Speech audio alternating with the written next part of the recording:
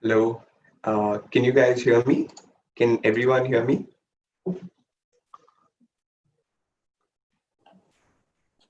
Yeah, you're audible. Just a second.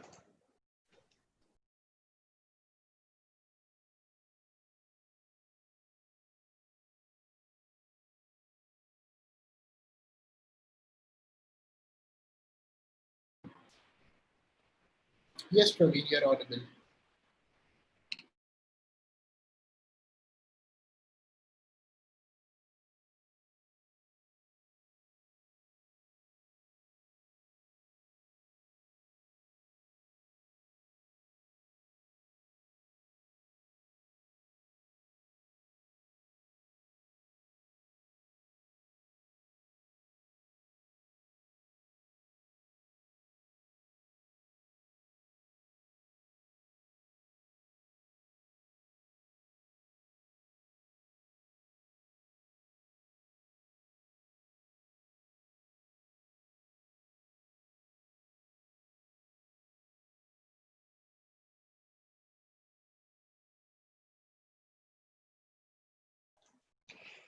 Yeah.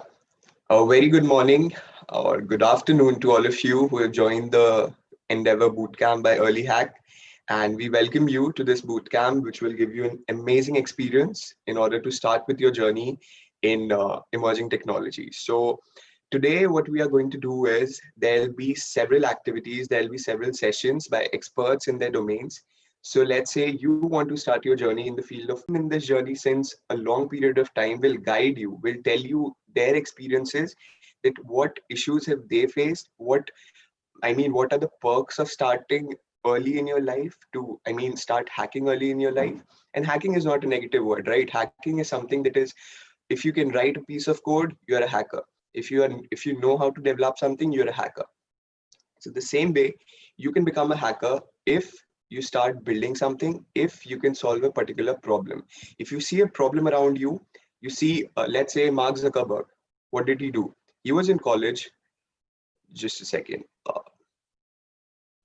Yeah, he was in college. What he found out is that people wanted to connect, people wanted to socialize. So there was a problem in there that was not so big, but he created a solution which everyone wanted, right? That is why Facebook is one of the leading companies right now. So the same way, Elon Musk, what did he do? He started, manufacturing electrical vehicles, but with design thinking, but with so much so much of effort, that the Tesla cars are one of the best selling cars in the world right now, because there's quality, there is design, and there is certain amount of efforts behind it. And he started early. He started coding at the age of 9, and he was totally into it at the age of 12. So you can imagine how much of experience he's having right now. That is why he's able to do these amazing things. So we are trying to do the same with you. We are trying to enable all of you to start with it, to start building and create a high impact future. So that is all Early Hack is all about. So throughout the bootcamp, you will have sessions which will be recorded too. You can have access to it afterwards, but we prefer that you stay live and have an one-to-one interaction with the speakers too, so that you get the most out of it. Moreover, there'll be activities, there'll be several fun activities wherein we'll tell you to take a photograph of your setup or wherever you are attending a bootcamp and post it online. Whoever will get the best traction on their post, whoever will get a good number of likes or use a hashtag more often, will get exciting prizes. So we are on to it. So to make your experience really good, and we are not taking away your weekend time. It's just two small capsules of sessions both the days, today and tomorrow. And believe me, according to what we have planned, this will totally be a turning point in your journey, and you'll be able to get started and build amazing things. You can be the next Mark Zuckerberg, you can be the next Sundar Pichai, but for that, you need to start now and you have to create something of your own. So, okay, and now I'll discuss with you today's schedule, what all is going to happen. First, opening ceremony. We are going through it right now. Second, will at 12:15 will be the event will be based on solving today's problem with AI. So that will be taken by Suraj Perry. He's one of the renowned scholar in the field of AI, and he also started really early. And he's into data science, he's into artificial intelligence, and he can guide you that how you can start with it, right? Not the complex part of it, but how you can start doing those small things, and later, once you start working on it, you can be on his, and I mean at his position and work with so many big companies and with so many big people. And he's also running his own company, Gradvine Advisors, and that is something really amazing that we are going to see.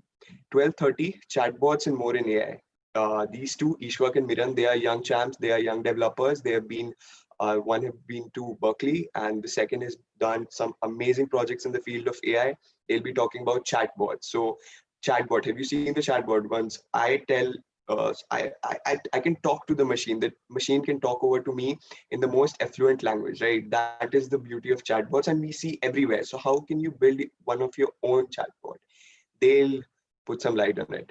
So at 1 p.m., India's youngest patent holder. So that is something that we are proud of, that we are having this during this boot camp. He's India's youngest patent holder. He has been awarded from various people, Narendra Modi, Prime Minister of India, our president, and various other celebrities who have awarded him, not because of his work, but his efforts.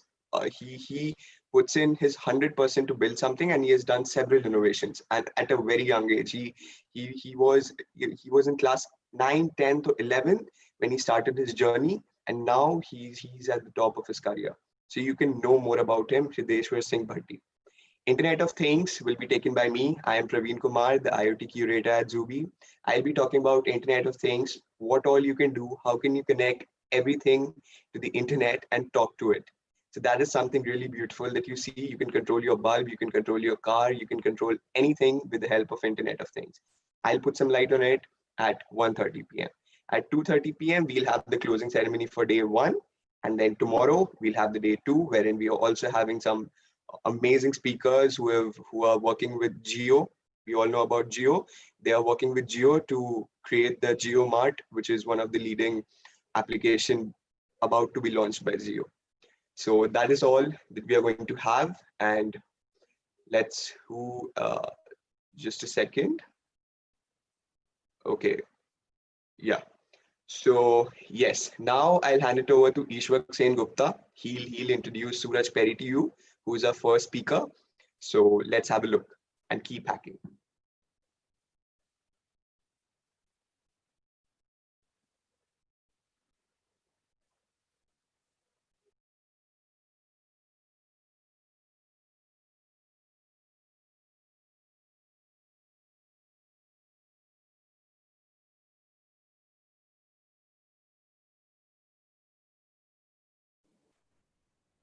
Yeah, hi. Am I audible to everyone? Yes, you are, Ishwar. Yeah. Good afternoon, everyone, and welcome to day one of EarlyHack, an Endeavor Bootcamp by young champs and like us in the fields of emerging technologies, and it's powered by Zubi. Now, the first speaker for today is Mr. Suraj Perry. He is one of the mavericks in the field of artificial intelligence. He has been to Carnegie Mellon, one of the most premium institutes in the world, for pursuing his master's, and is also an young entrepreneur himself. So, Mr. Perry, I would request you to go ahead and share a little bit about your journey and your experience with artificial intelligence and emerging technologies in general. Sure. Thanks, guys. I mean, thank you for having me, first of all. I hope everyone can hear me okay. Just give me a thumbs up. I can see two people who have their videos on. So if you can just give me a thumbs up, that'd be great. All right. Thanks, man. All right. So thank you for having me, guys. My name is Suraj. And like these guys mentioned, I dabble a little bit in artificial intelligence. I wouldn't call myself a maverick by any chance. I still have a long way to go. But one of the things that Praveen was talking about was the fact that a lot of these guys that set up bigger companies that you know of today started pretty early. Bill Gates started early, Satya Nadella started early, every single one of these guys that you can think of that have gone on to build really great technological sort of companies started really early. And that's something that I've sort of tended to follow along as well. So what I'm going to do is I have the next sort of 10 minutes and I'll take 5 minutes of questions at the end. What I'm going to try and do is break down what artificial intelligence is, try and tell you how I got my start, and try and give you paths for how you can get into the field of AI specifically. So AI is the ability of a machine or a computer or any sort of a device to acquire knowledge, either from its surroundings or you are giving it manually, whatever, to acquire knowledge, and then subsequently use that particular knowledge to solve any problem that you're setting that AI to solve. So think of AI as this box that has, let's say, sensors around it, or let's say it has a lot of input taking features around it, which is taking input from its surroundings, be it text, be it numerical data, be it like pictures, be it video, anything of that sort.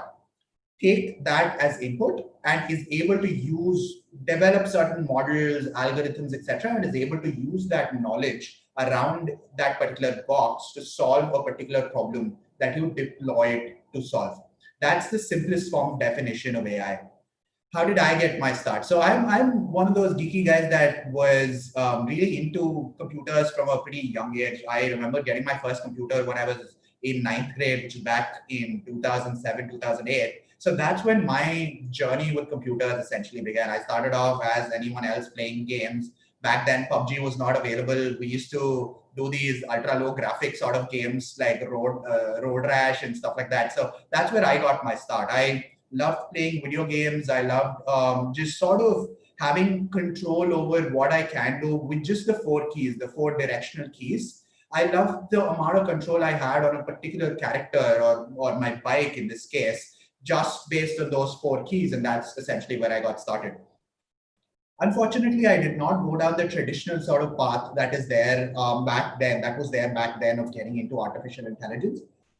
All of the people my age were essentially getting into computer science engineering during their undergrad, or just in general engineering during their undergrad, and then picking up a lot of programming first and then moving on to AI. That wasn't my traditional path essentially. So I was very, very passionate about the energy sector. In my first year of undergrad, and I'm an engineer, unfortunately or fortunately, I did study engineering. I studied chemical engineering though. In my first year of undergrad, first or second years of undergrad, I was very, very passionate and sort of cognizant of a lot of issues around the energy infrastructure within the country.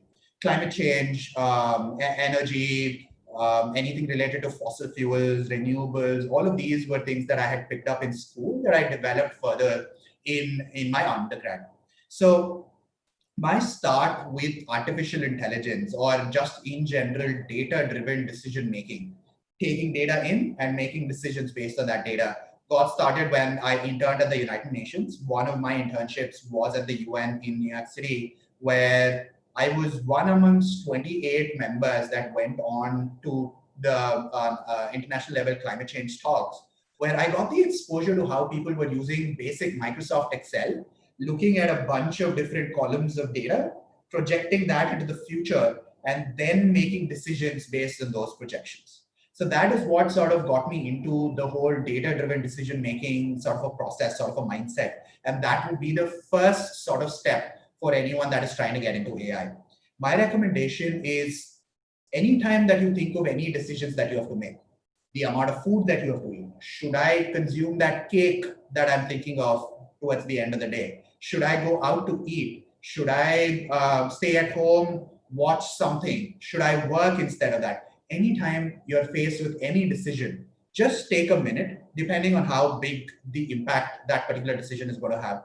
Just abstract yourself from the process, take a minute, analyze that decision, think of it in data-driven terms. What is the risk if I go out in this particular period of time? It's coronavirus time. There'll be, let's say, 100 people at the restaurant that I want to go to. What is the risk that I will catch corona if I go out? And then weigh your decision and then make your decision based on those conscious data that you are essentially trying to. It can be approximations. I'm not saying you go out there, find surveys, find the actual number of people that would be eating out and stuff like that. Just consciously the first thing that you guys need to do at a young age is to get in the habit of thinking under uncertainty, making approximations, making back of the envelope calculations, including that within your frameworks, including that within your decision-making frameworks, and then take decisions slightly more consciously than you do right now. That will be number one in terms of how you break into AI or in general logical programming and stuff. Step number two is, again, if you are guys in 8th, 9th, 10th, 11th, and 12th, as part of your syllabus, either state boards, CBSE, ICSE, IB, I know that programming is becoming a very big thing in terms of you guys getting attuned to knowledge in maybe Python, Java, R, C, C++, all of these programming languages. But just go back, abstract yourself out from the programming language itself and understand the logic behind the program itself. Whenever a program is thrown at you, let's say in school, you're in 8th or 9th grade and someone gives you a task of doing a sorting, binary sort, bubble sort, a bunch of different sorting algorithms, right? And universities or high schools right now will only teach you that particular algorithm or whatever it is required to sort that particular thing, whatever is required to solve that particular problem in any one of these programming languages. My recommendation is simple. Abstract yourself out of the programming language itself. Put yourself in the shoes of the logic. Think about, let's say you have 20 different things. How will you sort through them? How will you search through them? Think about the abstract logic behind it. The programming, the syntax, and all of that will follow. So that is point number two. And lastly, point number three, get started. I cannot emphasize on one of the most important things which I think I get from Albert Einstein's teaching is compound interest is the eighth marvel of the world. I cannot emphasize enough on how much of an effect it has over the period of your life when you get started early. It's just compounding returns. You've started working today, you put in 10 hours every week into programming or AI or whatever, and then that 10 hours every single year on year compounds in terms of growth. So by the time you are even getting into undergraduation, you're probably at the same programming expertise or level as someone who has graduated from an undergraduate degree, right? So start as soon as possible, start today. Those would be like the three main sort of things that I tell young guys who are trying to get into any sorts of fields related to computer science, programming, or in general, abstract that out in anything as such. If you're looking to become a philosopher, start early. If you're looking to become a tech guy, start early. With anything, just starting is half the battle won, right? That's pretty much it in terms of an intro to what AI is, how I got my start. If you guys want me to go through my work and stuff like that, that's something I can go through, and how you guys can break into the field itself. Happy to take any questions. Anybody having any questions, please raise your hand and we can have a short Q&A session.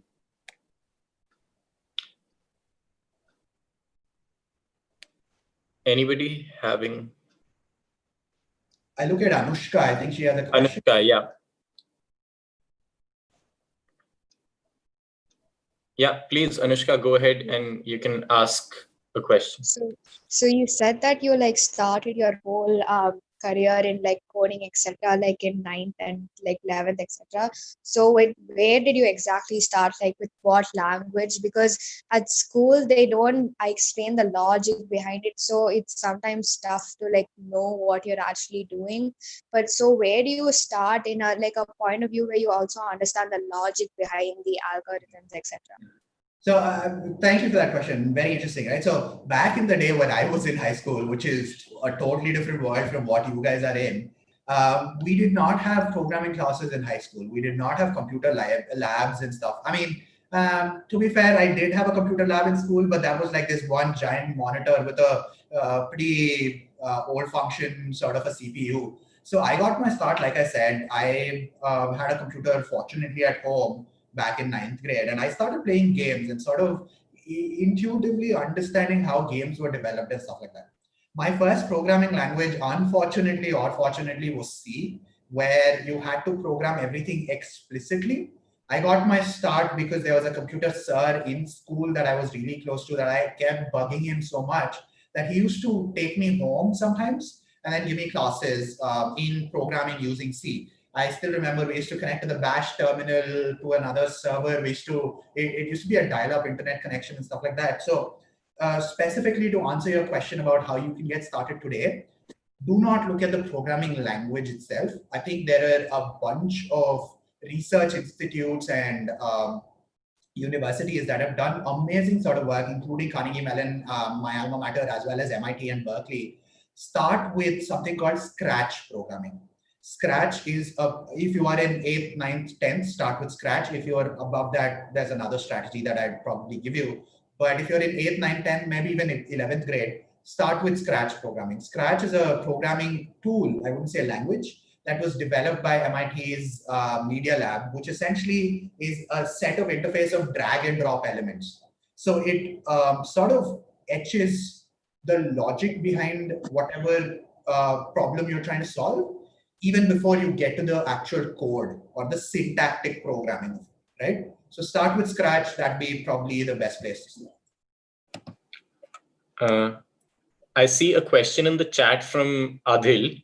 He asks that, is it recommended that he learns many programming languages, or should he just stick to one of them?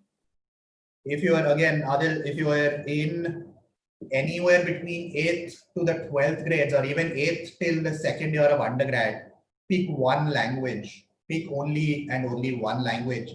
But at the back of your head, also be very mindful of the fact that you need to abstract out of that programming language itself and pick up the logic behind whatever you're programming. And that is something that I cannot emphasize enough on. I see a lot of people nowadays picking up 20, 50 different programming languages, and that's great, right? Whenever there's a need, you can plug yourself in. But these are also the guys that haven't spent too much time thinking about the algorithm design or thinking about what intrinsically is the logic behind whatever they're implementing specifically. So learn only one programming language, but learn the theory, the math, and the intuition behind every single algorithm that you're implementing or every single sort of a problem that you're solving using programming concepts. One question I think a lot of people would want to know, Suraj, that you started with C. Now that you're at your career phase, so what programming language are you using right now, and what was your journey to that language? Yeah, I started off with C, and then, like I said, I'm not a computer engineer. I never studied computer science formally or within like a formal setting. All of the stuff that I picked up, I studied chemical engineering formally.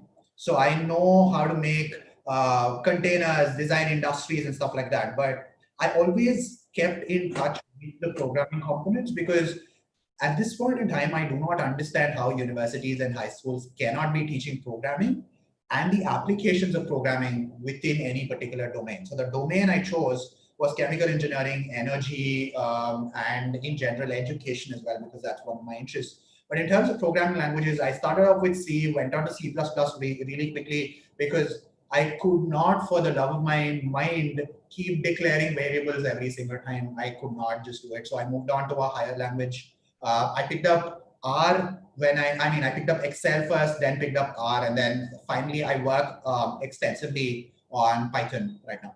In terms of deploying my code, I use Go or Rust or any of these web techs and deployment stuff, but core is Python. Okay, that's great to know. I think Siva Kumar has a question for you. Go ahead. Sir, good afternoon, sir. Okay. Sir, I am studying petroleum engineering, sir. Which program is related to our course? Petroleum guys, if you're looking for specific sort of programming languages or optimizers, I can recommend GAMS and Aspen. These are two programming, these are companies which have their own products. GAMS is essentially used for linear optimization. Again, you can use Python, and there are specific modules within Python that will, specific APIs within Python that a lot of optimization. So that's what you can do. But again, GAMS, Aspen, all these are used.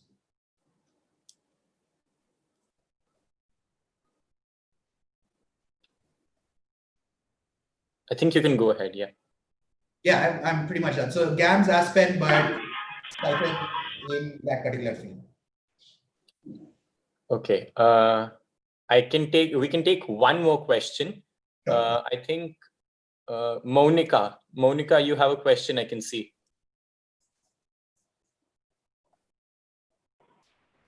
Hello, sir. Hey. So we see that the programming language will contain many codes having full stops, commas. We think that it's a big issue to learn it. But how would one develop a program like that? Means how would he think? How would his thoughts will be in developing such a program? So going back in time, this was exactly how I got started with my journey. I was playing Road Rash one day and I'm thinking, how did this guy even come up with the fact that I could punch someone off the bike or kick someone off the bike, right? So that's essentially how this thought process works. So how do programming languages come up?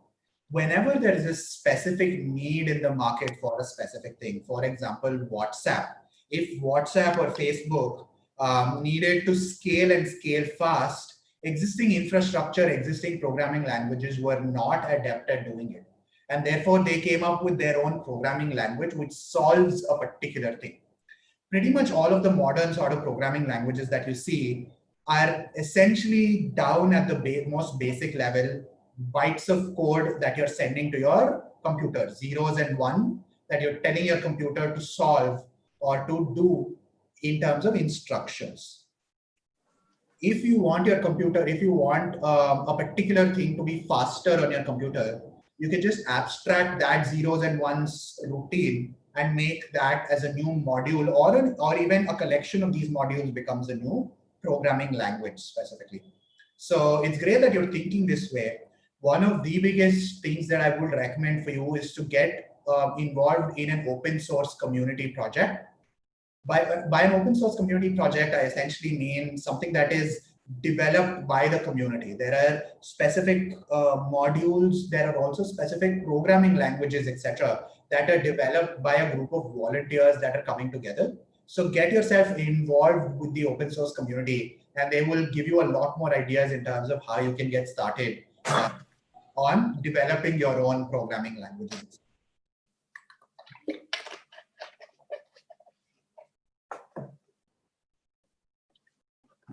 Okay, I think we are done with questions. Praveen, over to you.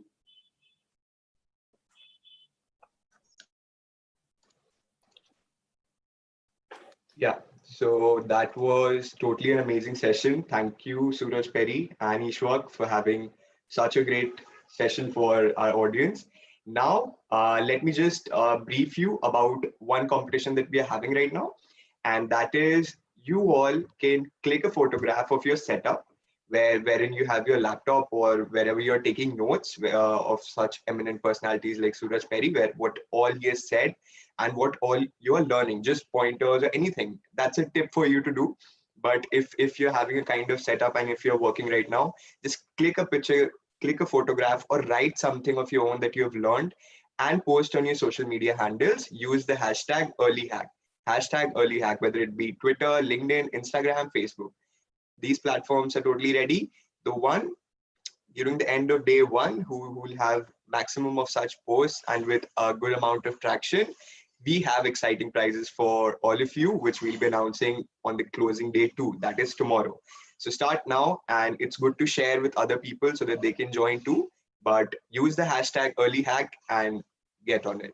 So don't forget to tag us. Yeah. Guys, please tag us so that we can see your stories and share them from our platform as well. And we will be keeping a track of each and every story that you post with the tag at the rate EarlyHack. And tomorrow there are a lot of exciting prizes and a lot of interesting things coming your way if you win. So yeah. So so till now what you've attended is introductory session, a keynote by Suraj Perry. He introduced you about artificial intelligence. So now what we are going to do is we are going to have two of the main experts that we have at Zubi, that is Miran Junaidi and Ishwak Sen Gupta. they have been to certain international universities, Berkeley, and one have done an internship in Germany in the field of AI and data analytics. So they are someone who could tell you that how to get started in the most practical situation, right? So if you are a kid, if you are in class 9, 10th, 11, 12, they can tell you what they did few years back so that they are here talking to you. They're on the stage right now talking to you. So that you have to learn from them. And this is our second session. Get started. Take notes of what they're telling. They'll be highlighting some few points which are really essential, and they'll also introduce you, if you do not know what is artificial intelligence, they'll introduce you what artificial intelligence is, why the world is going after it, and why is it the most futuristic technology.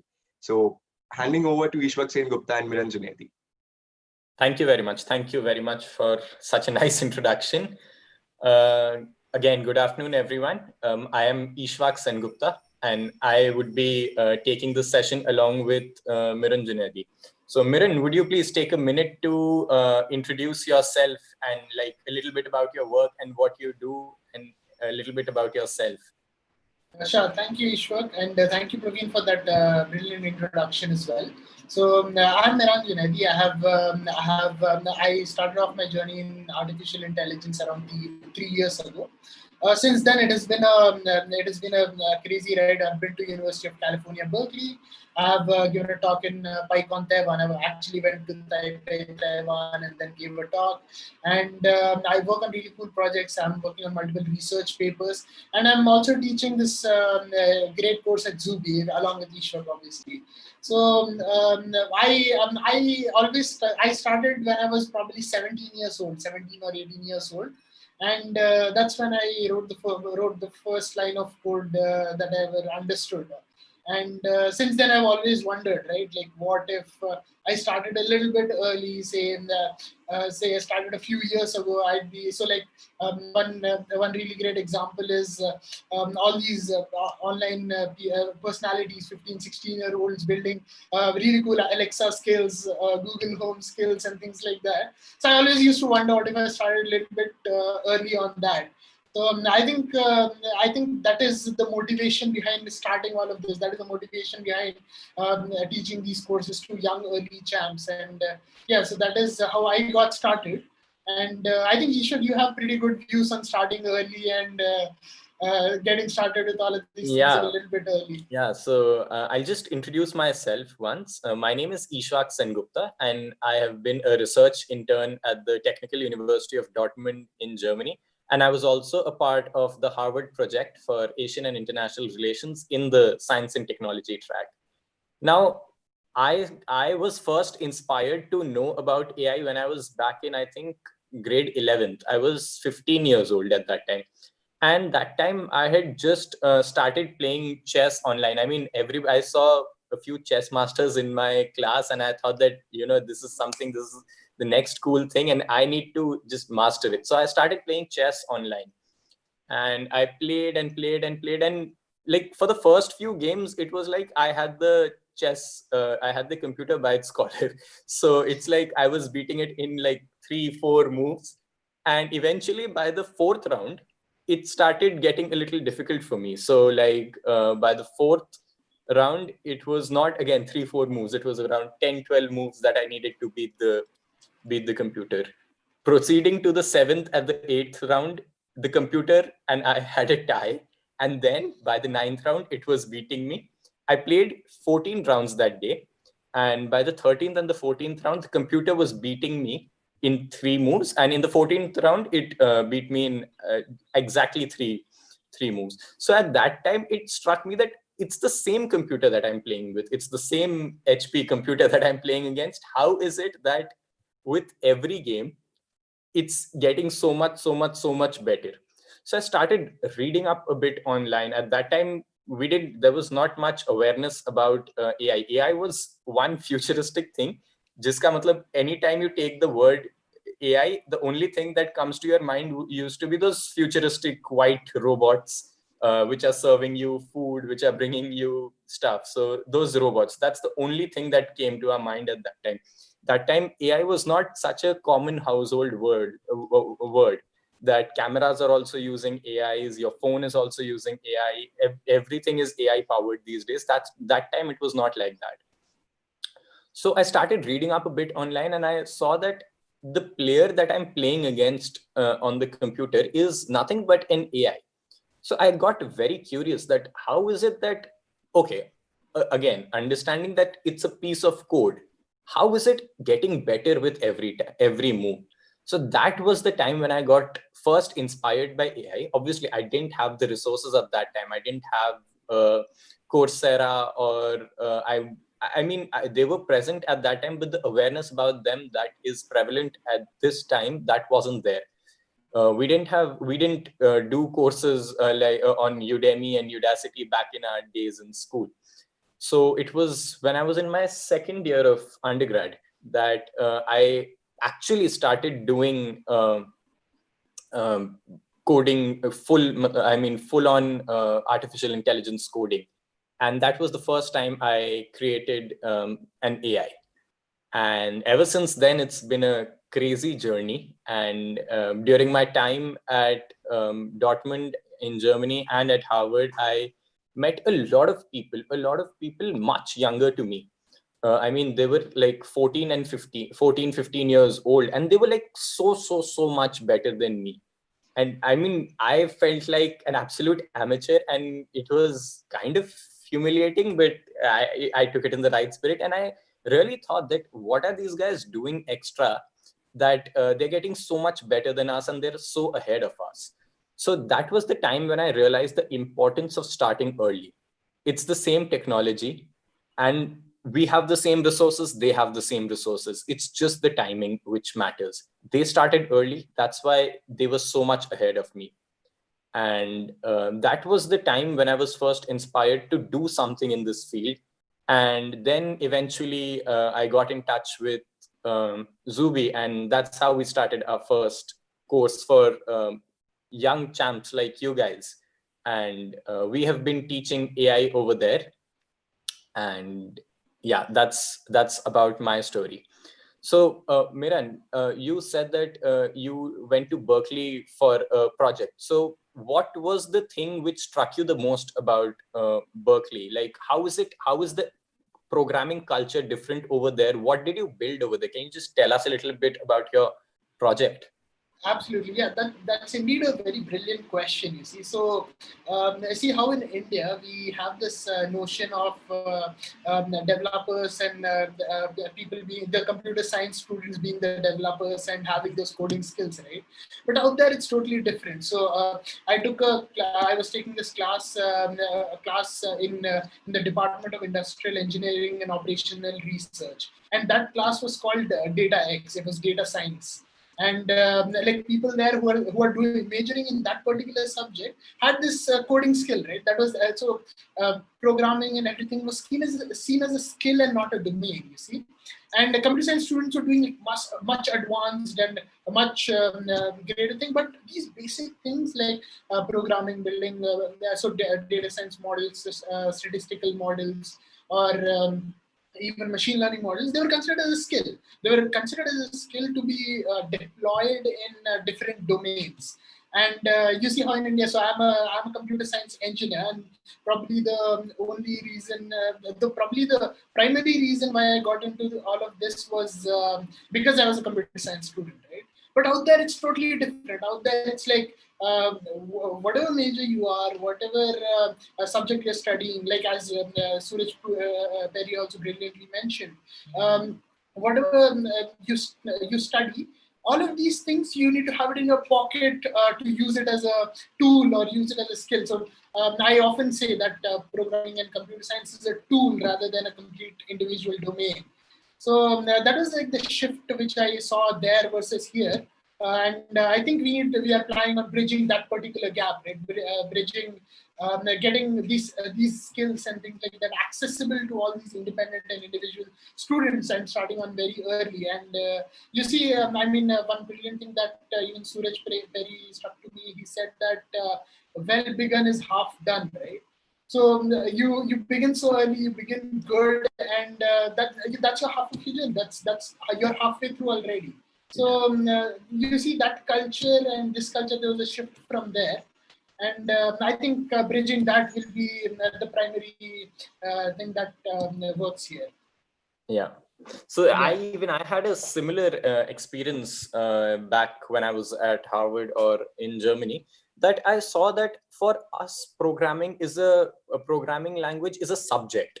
For us, it is, we don't consider it to be a tool, a skill which we all have, like ABCD, like we can count. We should also be able to code.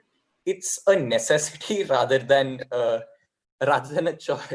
Rather than a choice, it's more of a necessity of today.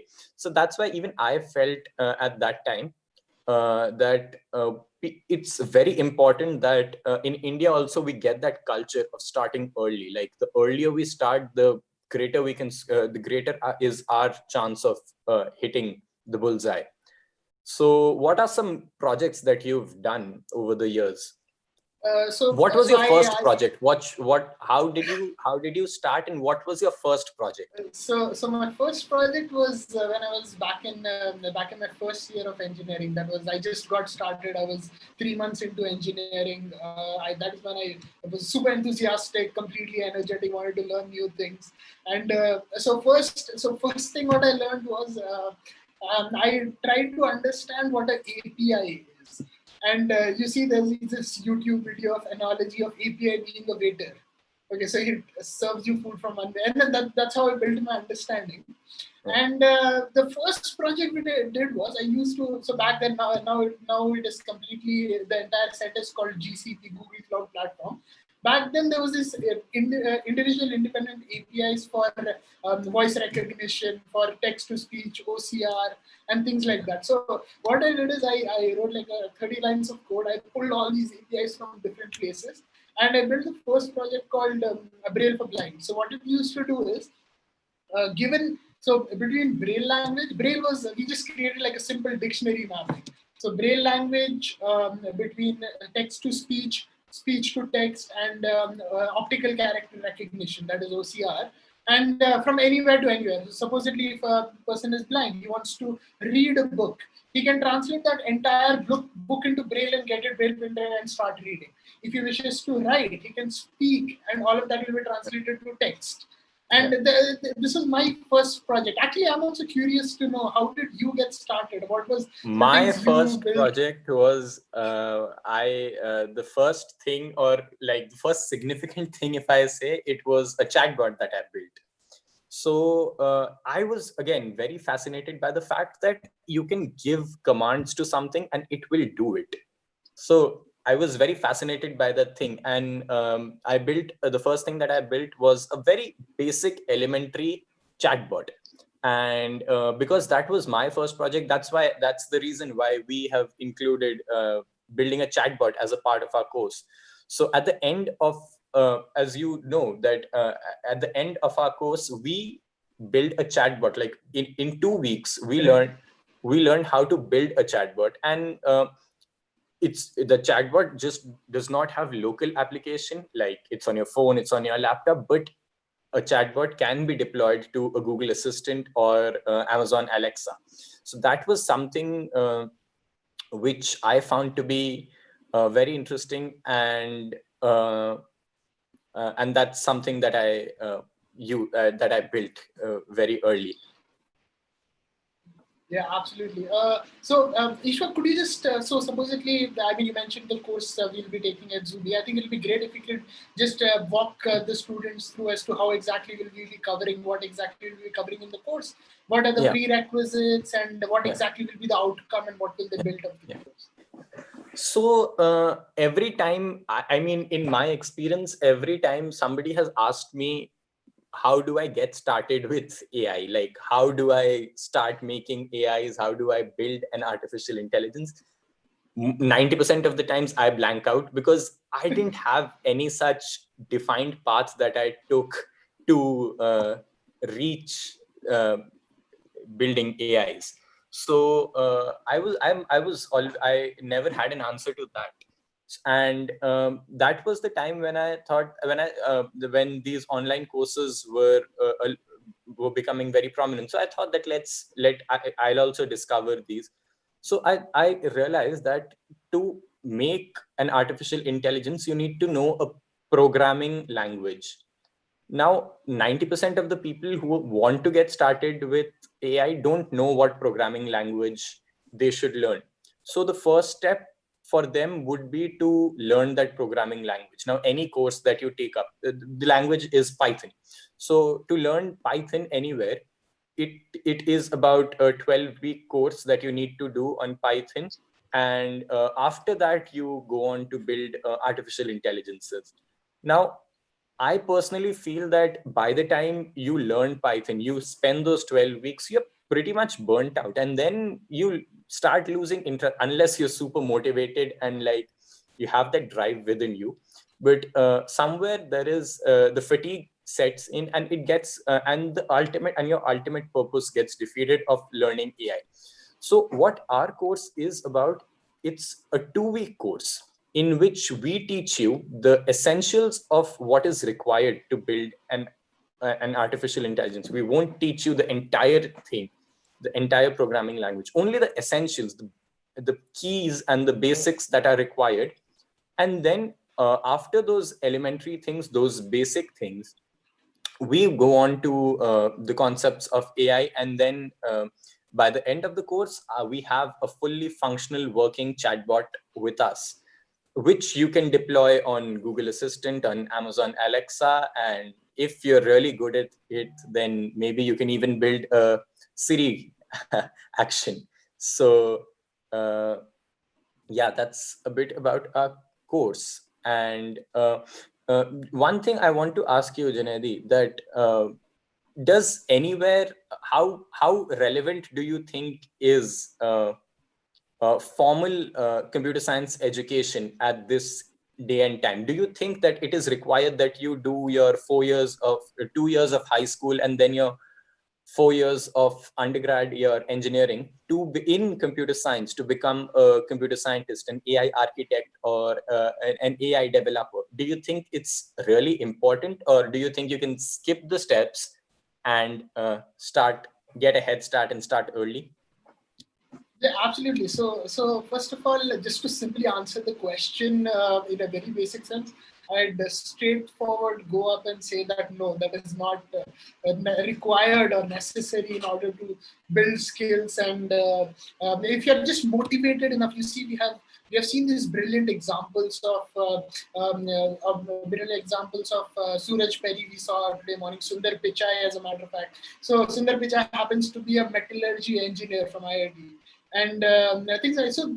These individuals have proven time after again that formal education might not be much of a consequence, and especially for such approachable technology, right? For something like computer science, or for something like artificial intelligence. You see, you can read everything on web. You can do all these online courses. You can learn from various people across the globe, and you can build it right from your hands. You can build it right from where I'm sitting. And this sort of accessibility. Once you see this sort of accessibility, and once you see that everything is available online, it is definitely possible to build all of this, and without a formal education. There's already been a recent revolt, you see, from the United States and things like that, because of the hike in tuition fees, and how that is irrelevant to even attain a skill. So, like, supposedly a graduate going to a really great American university versus a person who's say Sundar Pichai, right? Sundar Pichai, you learned everything on his own. So you see this trade-off. There's been already revolt has been started, but I think if we view computer science as a tool, like we have been, it is completely accessible, and whatever course you might be doing, whatever you might be in a formal education or might not be in a formal education, I think it is not, formal education does not stand as a pillar for your understanding. You still have to be motivated. You still have to be determined to start learning on your own, and you cannot completely rely on that particular thing. Totally. That's something that I also believe in very firmly, that at today's day and age, the industry demands skills. It does not demand like you go to a top-notch university. I mean, formal education is again very, very important, but at the same time, you should start developing your skills early. Our organization is called EarlyHack. We are trying to hack growth as early in our life cycle as possible, because the earlier you hack how to grow, you will be unstoppable. And it's all about your skills. So the earlier you start getting those skills, the earlier you are at hacking growth. So I guess that would be all from our side, and we're open to questions. I think there are a few raise of hands in the participants. So okay. Yeah.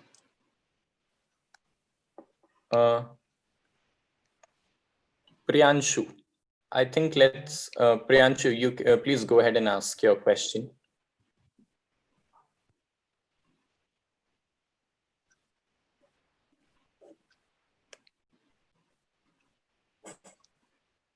Priyanshu, please. Hello. Yeah. Hello. Hi. Good afternoon, sir. Good afternoon. Sir, I want to ask one question, that which programming language you have used? Oh, talking about programming languages, I also have a similar story like Suraj. So I started with, in grade 11th, 12th, I learned C++. In college first year, I learned C. Then in college second year, I learned Python by myself. And then as a part of the subject, as a part of the course curriculum, I learned Java. And today I just use Python. And again, I feel that it's the logic is same. It's just the syntax which is different. So it does not matter a lot what programming language you're using. It's not like French and English. It's not that different. It's very similar. It's just a few annotations, a few symbols here or there, which makes the difference. But yeah, if you master any programming language according to the field that you want to go in, I think it's the best idea. And I have been using Python for the longest time. My favorite programming language used to be Java. I built a game using Java, but right now everybody demands Python. So yeah, Python is my language. Okay, Fortech 11, I can see that you have a question. Hello, am I audible? Yes, you are. Yeah, hello there. So first of all, thank you for such a great webinar. So currently I'm in 11th standard. I just want to I just have a question that does the college education matters in the case of programming, or is it better for self-learning? It's a very good question. I would say that to get your skills, it is not important that you go to college. However, a formal education is always demanded. You go anywhere. You go to a top shot company like a Google, Amazon, Microsoft, or you go to even a startup. What they demand is your skill, but at the same time, they also want to see that you have attained formal education. So the college that you're going to does not matter that much. Your grades that you're getting does not matter that much, but formal education is required. You're still not at that point in India, at least, that we can completely eliminate the concept of formal education, be it school, college, or anything. So yeah, it is somewhere important. Yeah, we can have the next question, I guess. N. Advik. Advik, please, you can go ahead and ask your question. Sir, can you show that game which you have I cannot show. I can't show it right now, but I can drop a link to the to a video of the game, and I can drop a link to the GitHub repository of the game. So it was a game of chain reaction, and I completely built it on Java. So I'll drop links for that. I think we have one question from Archie's. Arches. Arches, please go ahead and.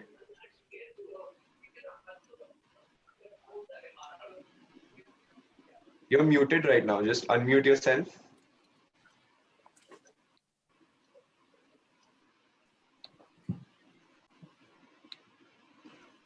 Yeah, just click on mute. Yeah. Yep. So what's the price of your course? The price of our course is yet to be disclosed and announced, but stay tuned to our Instagram platform and our LinkedIn platform @EarlyHack, and you'll be getting all updates over there. So do give us a thumbs up over there and follow us over there, and you'll be you will be updated about everything over there. I think we can take one last question before we can move to the next question. I see Krishna Jaydev, you have a question. Good afternoon. Am I audible? Yeah, you are.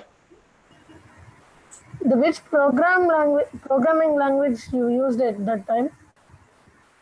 I just answered that question. When you started the research?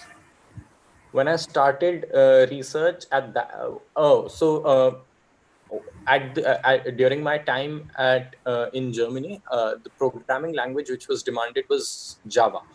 So at that time, I had started doing programming in Java, and my first research project was built using Java. But now at the current time, I'm using Python. So yeah. Thank you. Yeah, no problem. So yeah, thank you very much, everybody, for your question. And Praveen, over to you. Yeah, thank you, Ishwak and Miran. It was indeed an amazing session wherein everyone in the audience got to know about your personal experience. What languages did you use? What kind of approach you had when you went to international universities for your education and to gain so much of experience. So yes, now let me give you a recap of what all sessions has been done and what all is left. So opening ceremony is done. Solving today's problem with AI has been done. Chatbots and more in AI has just been completed. So if you want to go through these sessions too, and if you miss this, join our YouTube live session and you can go back and have a look at what all did happen in all these sessions. So now, next we have Hrideshwar Singh Bhatti, who is the India's youngest patent holder. Those of you who don't know what patent is a you can keep it as a recognition that you get for your project. And if you have a patent of your project or your idea, no one else can have a right over it. No one else can make that project. No one else can take out that particular idea into the market. You have the full right over the project. And having a patent is really, really, I mean, it's one of the valuable thing that you can get while being in the field of computer science. So he has got that patent at a very young age. And as you can see on the screen, he has been awarded by Prime Minister, the President, and several other celebrities. He has done several innovations, and I'll be handing over it to him so that he can tell you what all innovations has he done. And without wasting any more time, let's get started. Handing over to Hrideshwar. Yeah. Am I audible? Second, let us just confirm whether he's he's on the call he's or there. not. He's Okay. There. So Yeah. hi Hrideshwar, can we start? Yes. Am I audible? Yeah. We cannot hear you properly. If you can increase the voice. Yes. Am I audible to everyone? Yes, you are. Yeah, now you're audible. Totally audible. Please go ahead. Go ahead. To everyone. Am I Hello. visible? Yeah. Am I visible to everyone? Yes, you are. Okay. Let me ultra respected dignitaries and my dear friends. First of all, a big salute for Zubi fraternity for giving us an awesome platform for interaction that will lead to a great transformation. Myself, Rideshwar Singh Bhati from India. I am world's youngest differently abled patent holder and youngest patent holder of India. Prestigious media sources quoted me as mini Stephen Hawking from India. I am having 7 inventions to my name and 7 patents for same. I have won lot of national awards from government of India for bringing glory to my country by my inventions. Honorable Prime Minister of India quoted me as pride of India who inspires world. Recently, I donated all my money won from awards for a fight against COVID-19. I am a 17-year youth suffering from fatal disease, Duchenne muscular dystrophy, and having 85% disability. I firmly believe that the only disability is low self esteem. People who cannot walk can fly with their attitude. You can know more about me by Google searching my name, Rideshwar Singh Bhati. Today, I will present my innovative idea that will serve as innovative solution to upcoming threat of the world. And what is the upcoming threat to world? What is my innovative solution for that threat?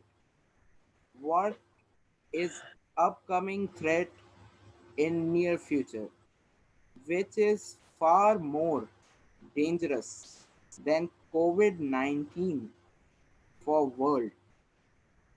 Is world prepared against an upcoming threat far more dangerous than COVID-19?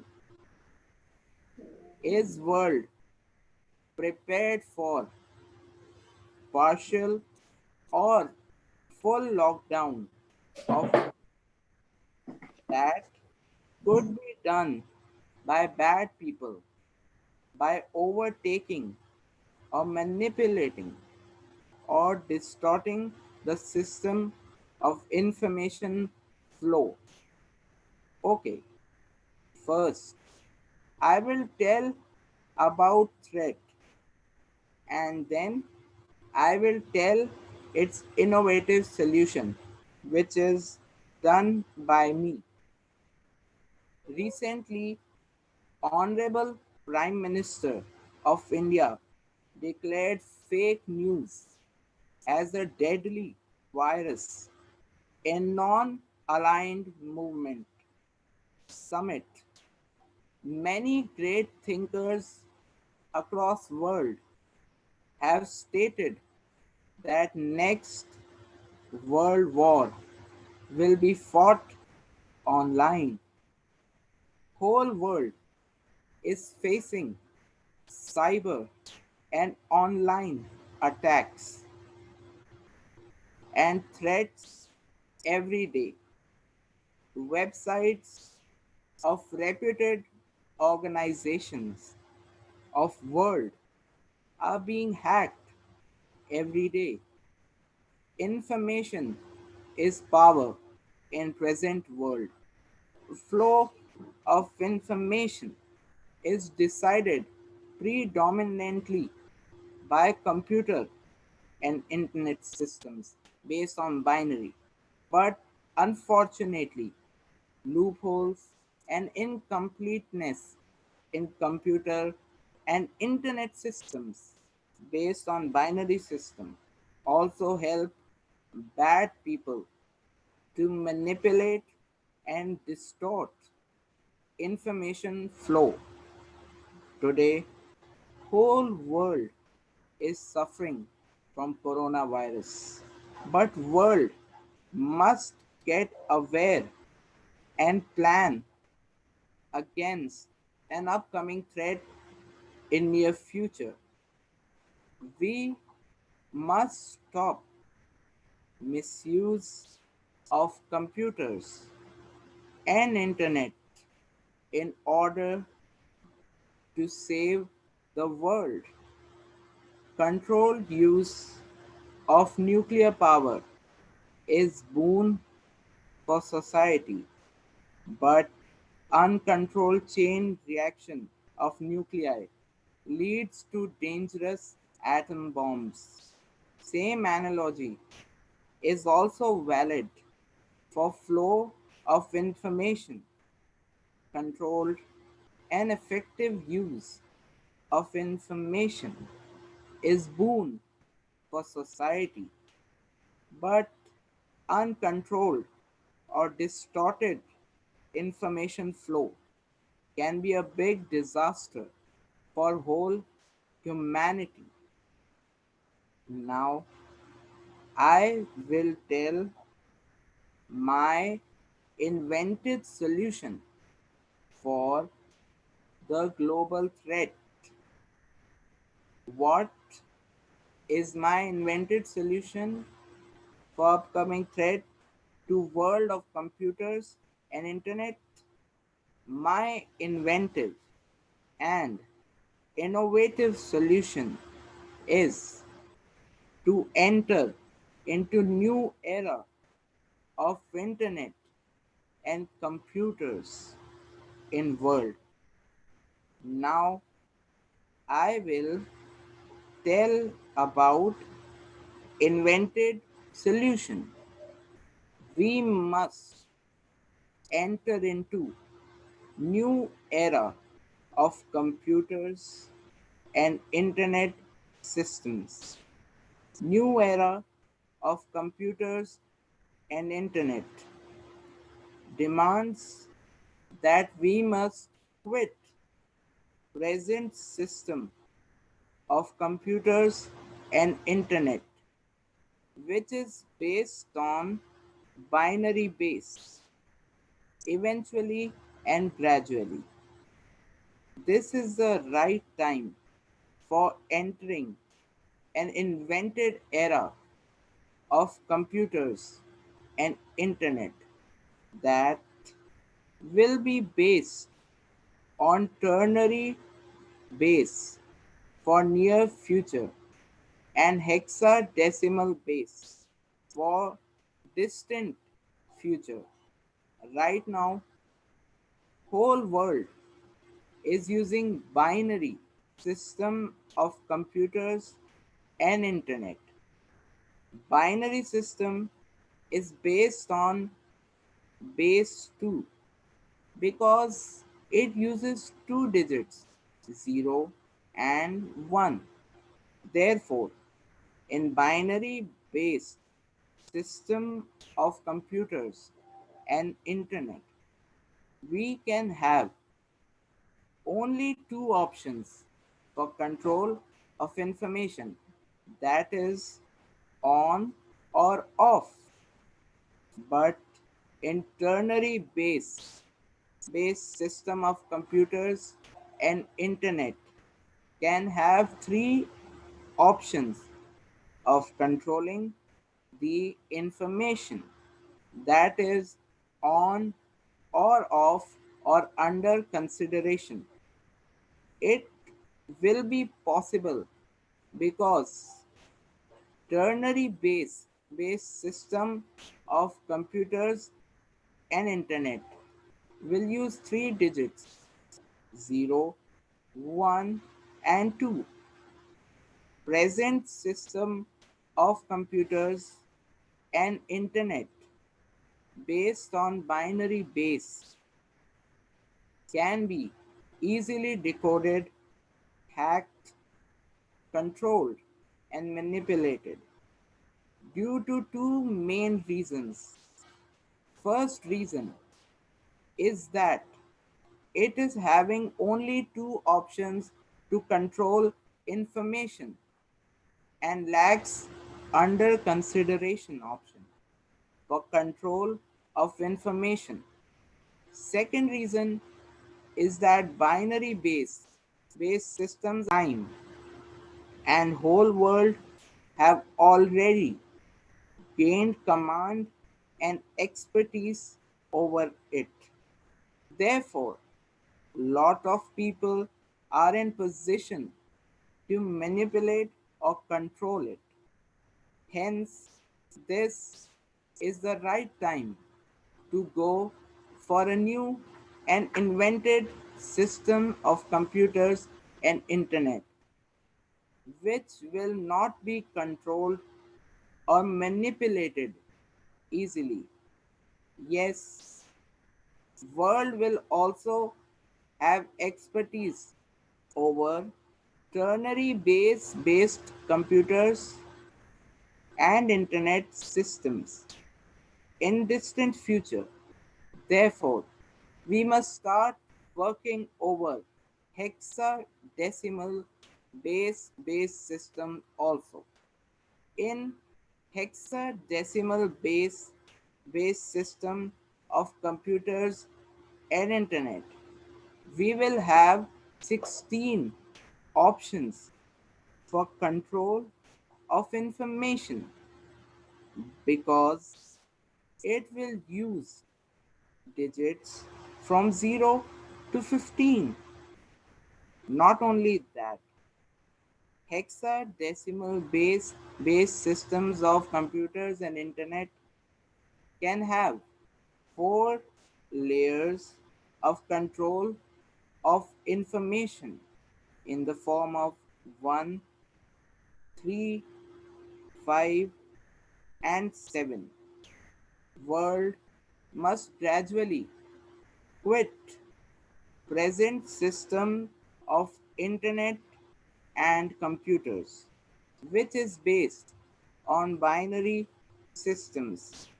A big salute again for Zubi fraternity for giving us an awesome platform for interaction that will lead to a great transformation.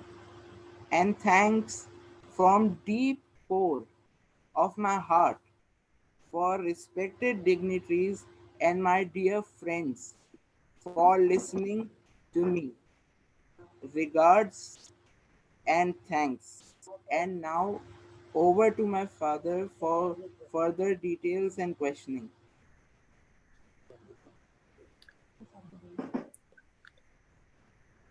Thank you very much for your words, Rideshwar.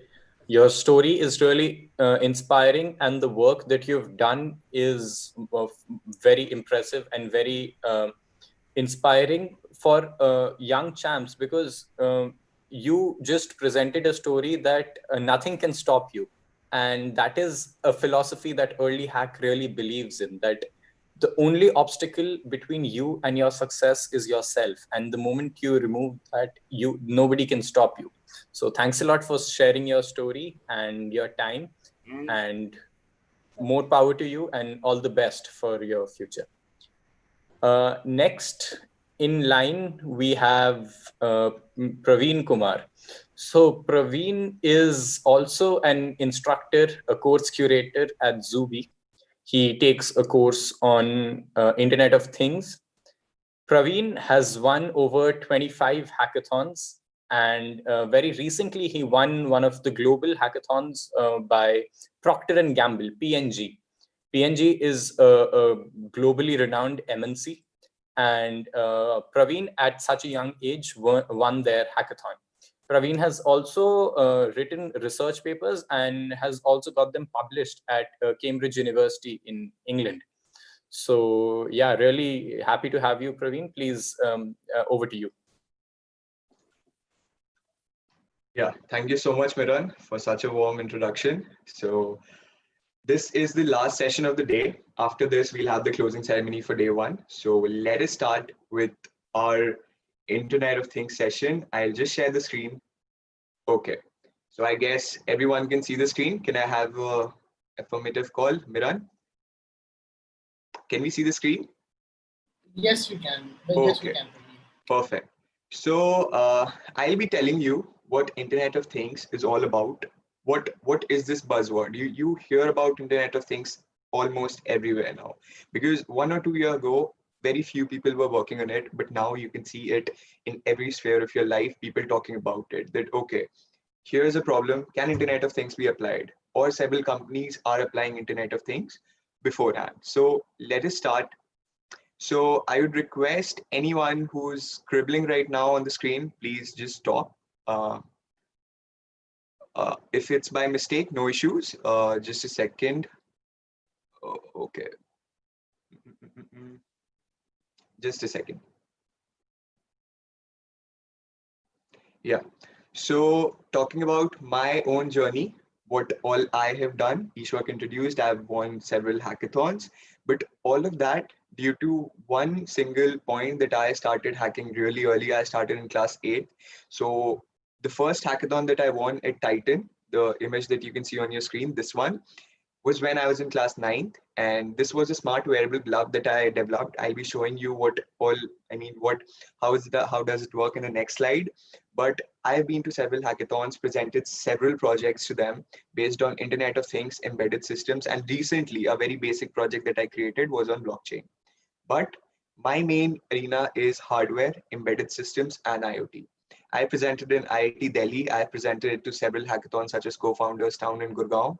And this was a TV coverage of one of my project, that is Infigo Glove on News Nation. And then, yes, I'm totally into it.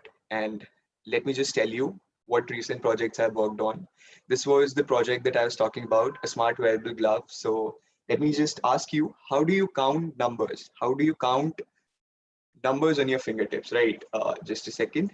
Yeah. How do you count numbers on your fingertips? Like 1, 2, 3, 4, 5, 6, 7, 8, 9. This way, you use your finger regions, right? You use your finger regions in order to count numbers in your mind while making calculations. So the same manner for the visually impaired. Okay, just give me a moment. Ishwa, can you just have a look why this is happening right now? There's just some scribbling. If you can just check it out, then I can continue with the session. Okay, just a second. Okay, someone has raised hand. Yeah, I'm also trying to disable the person who is trying to do this. Please don't do, guys. Just have a look on your screen. You can do all this while your fun sessions, but we are hosting a boot camp right now. Okay. Okay, disable annotations. Just a second. Okay, give me a moment.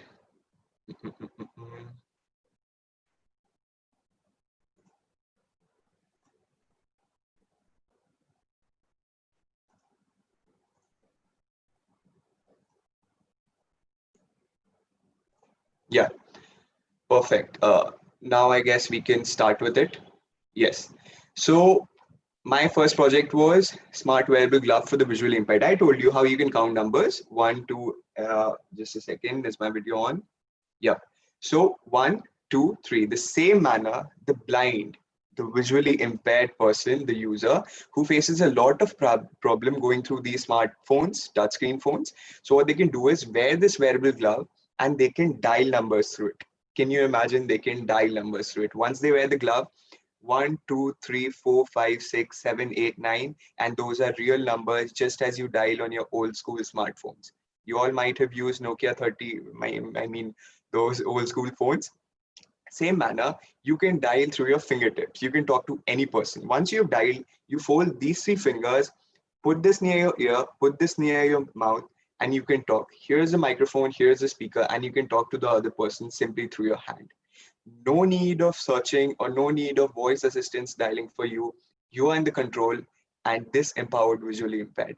To tell you, this particular project won about 8 to 9 hackathons, and those hackathons totally promoted this project. And I'm looking forward to make this is a prototype. If you don't know what is a prototype, prototype is a basic functional device about your idea. Because once you think of something, and then if you actually have it in your hand, that's beautiful. That's the most beautiful thing that you can have anytime. Because if you're thinking something and you've built it out, so that is something really, really amazing. And this is what I have built, and this was all in my head few months back when I built this.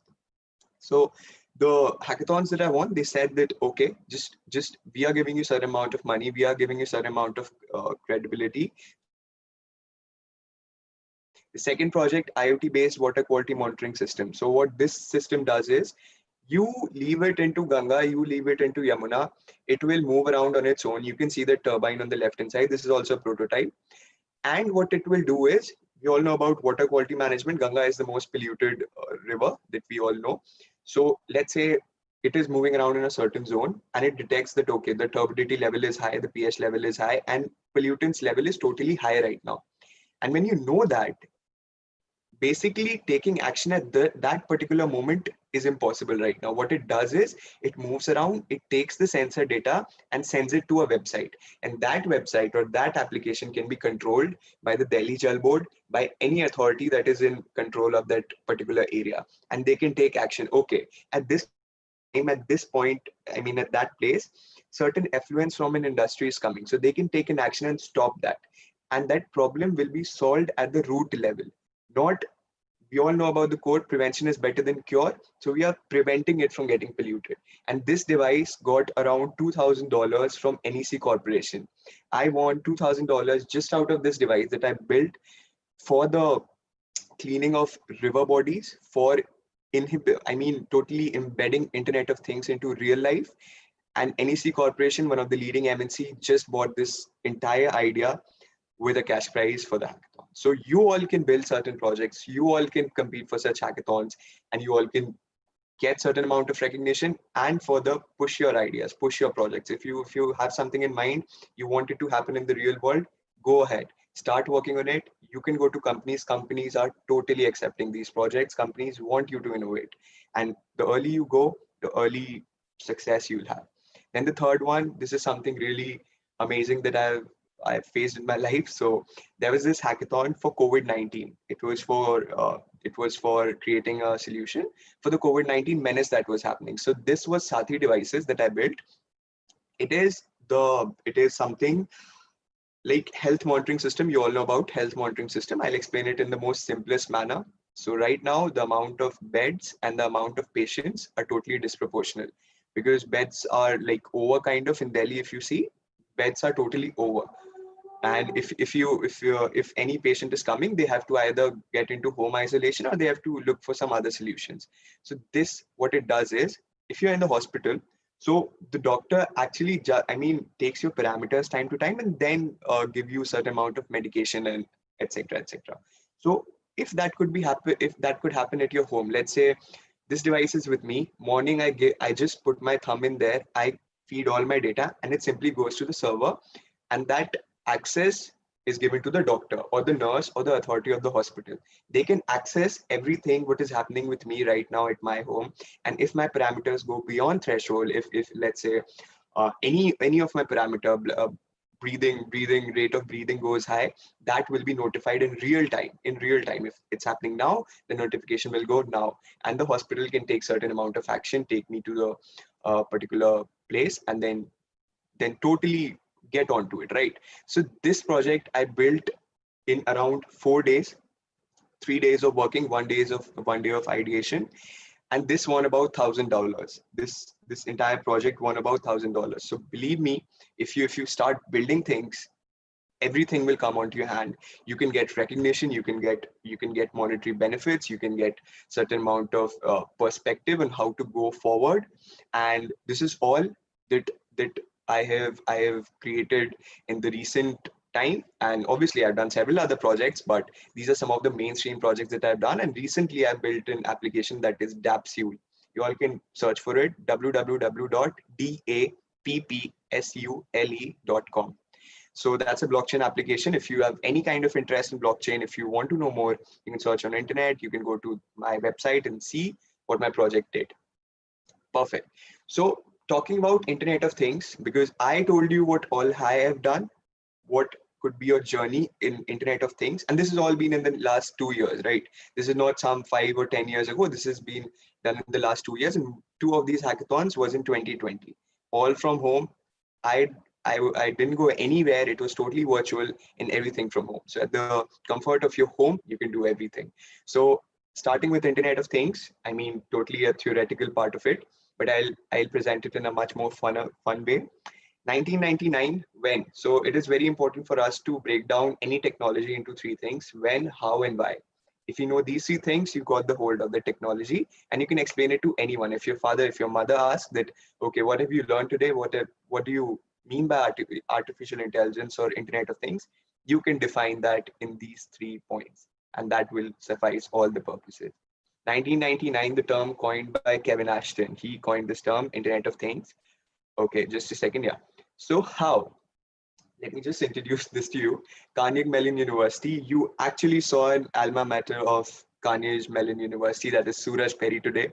And in that particular university, IoT was born. So that's really amazing. So Coca-Cola vending machine was located. Coca-Cola is very, very popular. We all know, we all drink that. So there was this vending machine. We all know what vending machine is. You put up coin, you get the product. So it was located in Carnegie Mellon University. So what happened is, time to time, the stock got over. Students, let's say morning class, after morning class, everyone bought that vending machine was over. Then the next batch came and they saw that, okay, no Coca-Cola is there. But the problem here was that there was no issue of restocking it. The Coca-Cola ke bottles और थे, and they could have been there.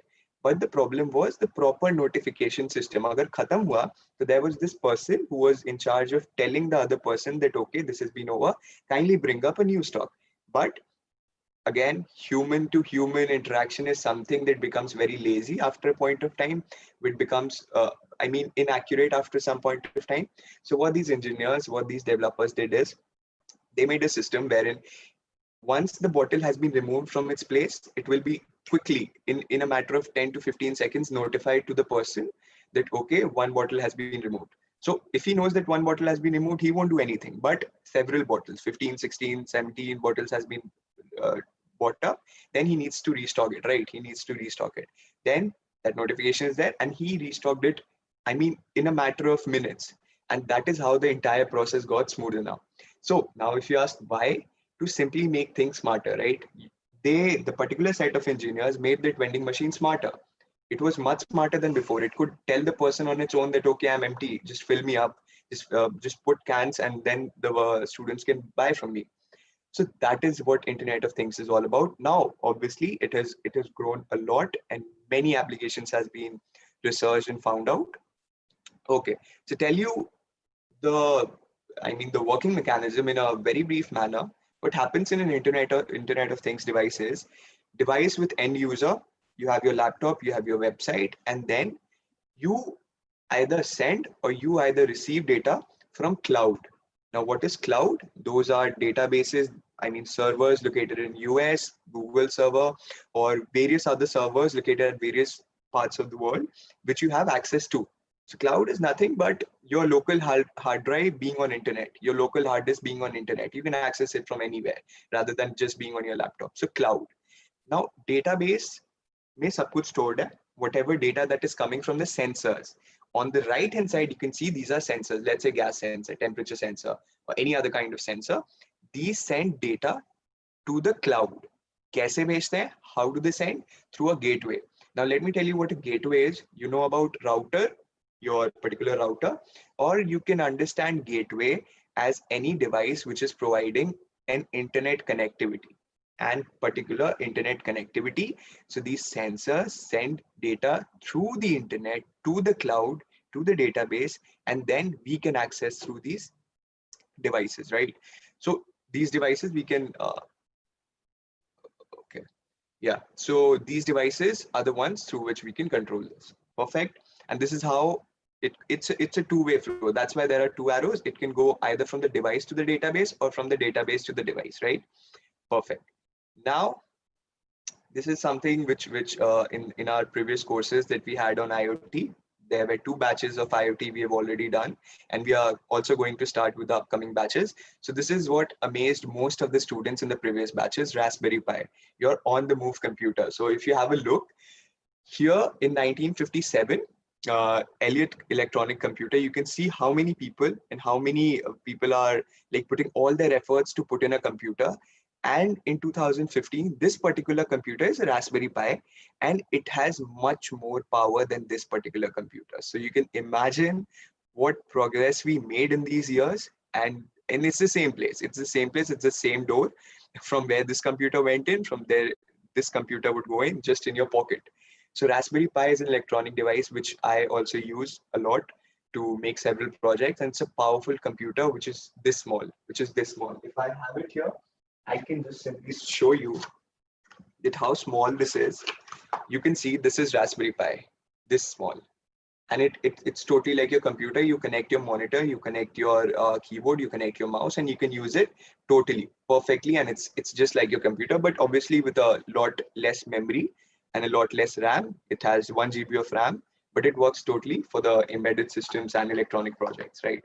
So here's some technical specification. You can take a screenshot, you can make notes, but this is some kind of information that I wanted you to know.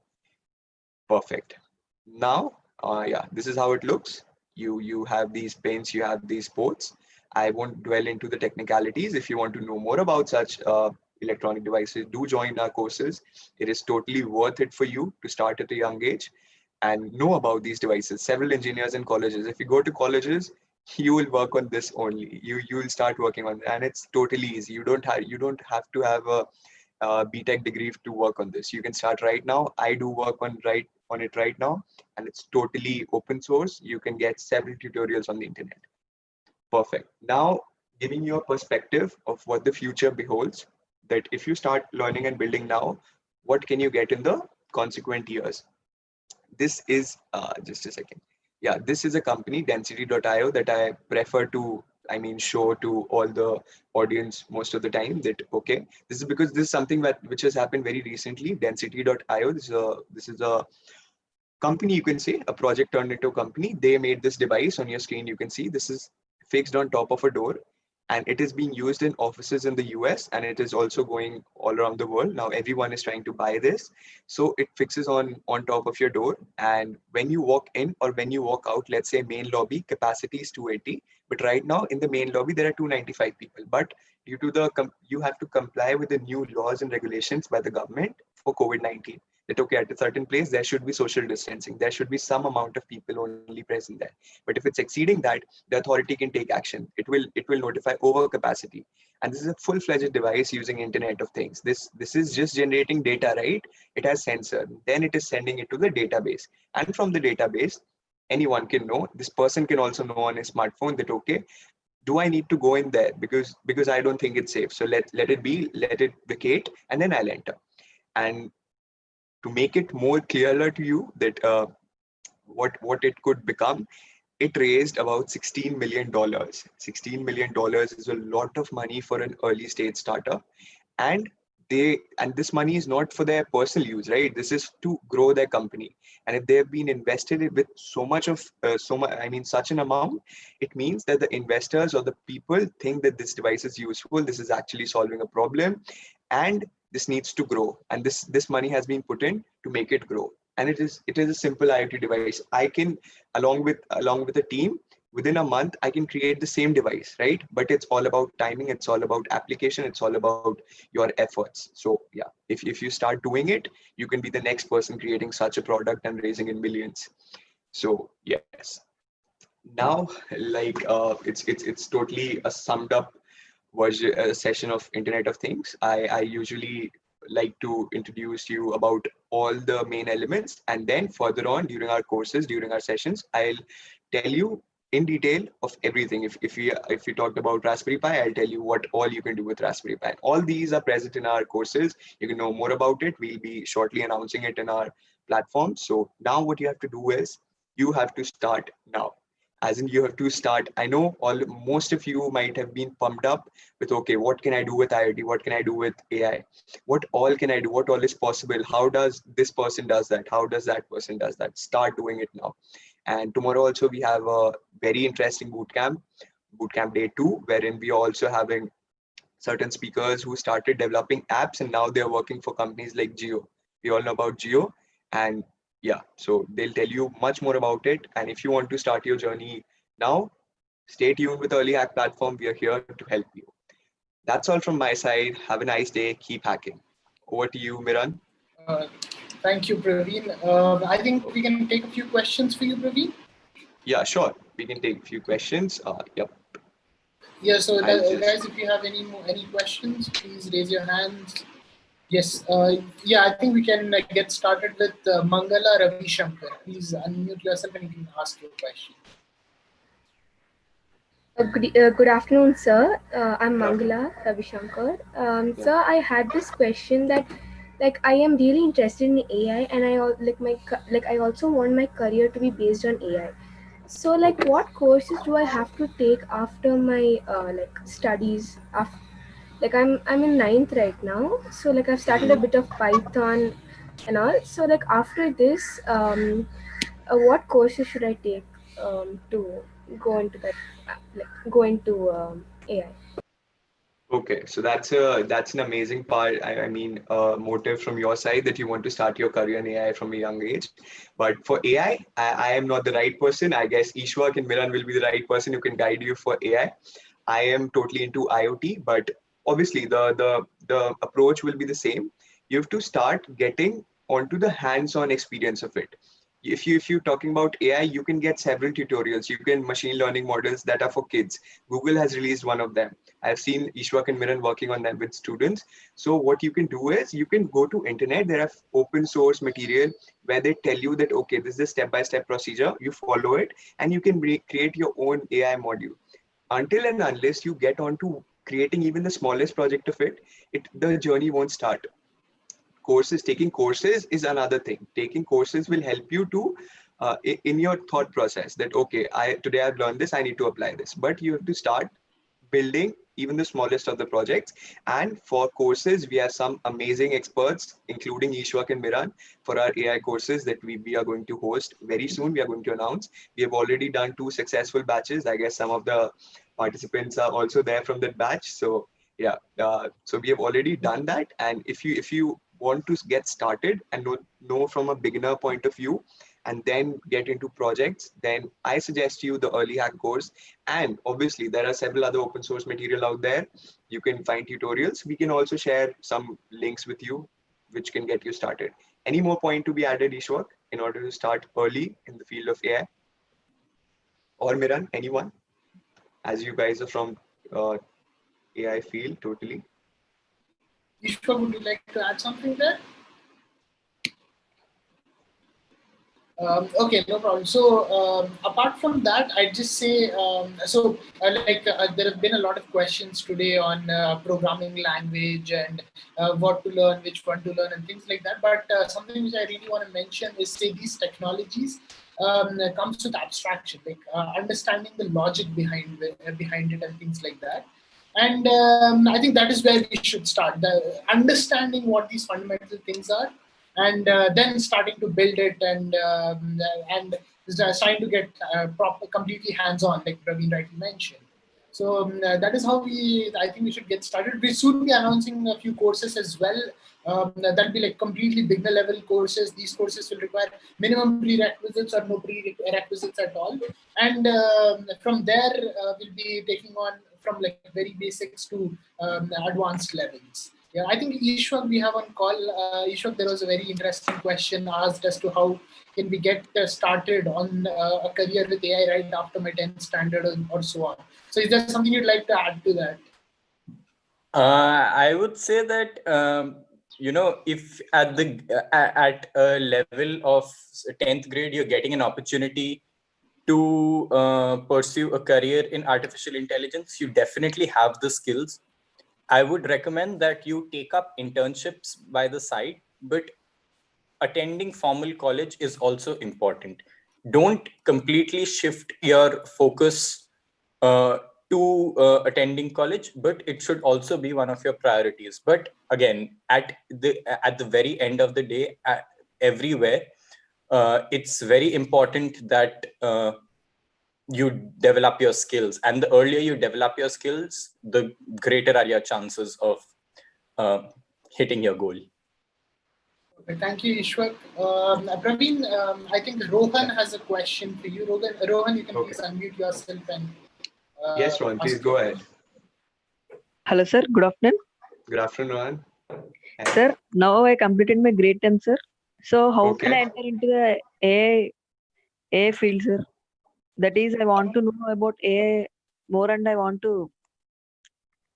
Perfect. Okay. I guess most of you are interested in the field of AI, and obviously it's a subject which you should be motivated towards. But there's a lot of, disproportionate audience of IoT. So I feel that most of them are from AI, and I mean it's pretty good that you want to start in the field of AI. Just kidding. So yes. So as we discussed, as Ishwar discussed, as Miran discussed, you can start with AI from now, but how you can do it is, first of all, getting started. Even the simplest of the hands-on session, if you can have on your own, watch tutorials, watch YouTube videos, if you can get started with it. Second, get proper amount of guidance in order to where you need to move forward, because everyone knows how to code, but very few knows how to build up a product or how to put it out in the market.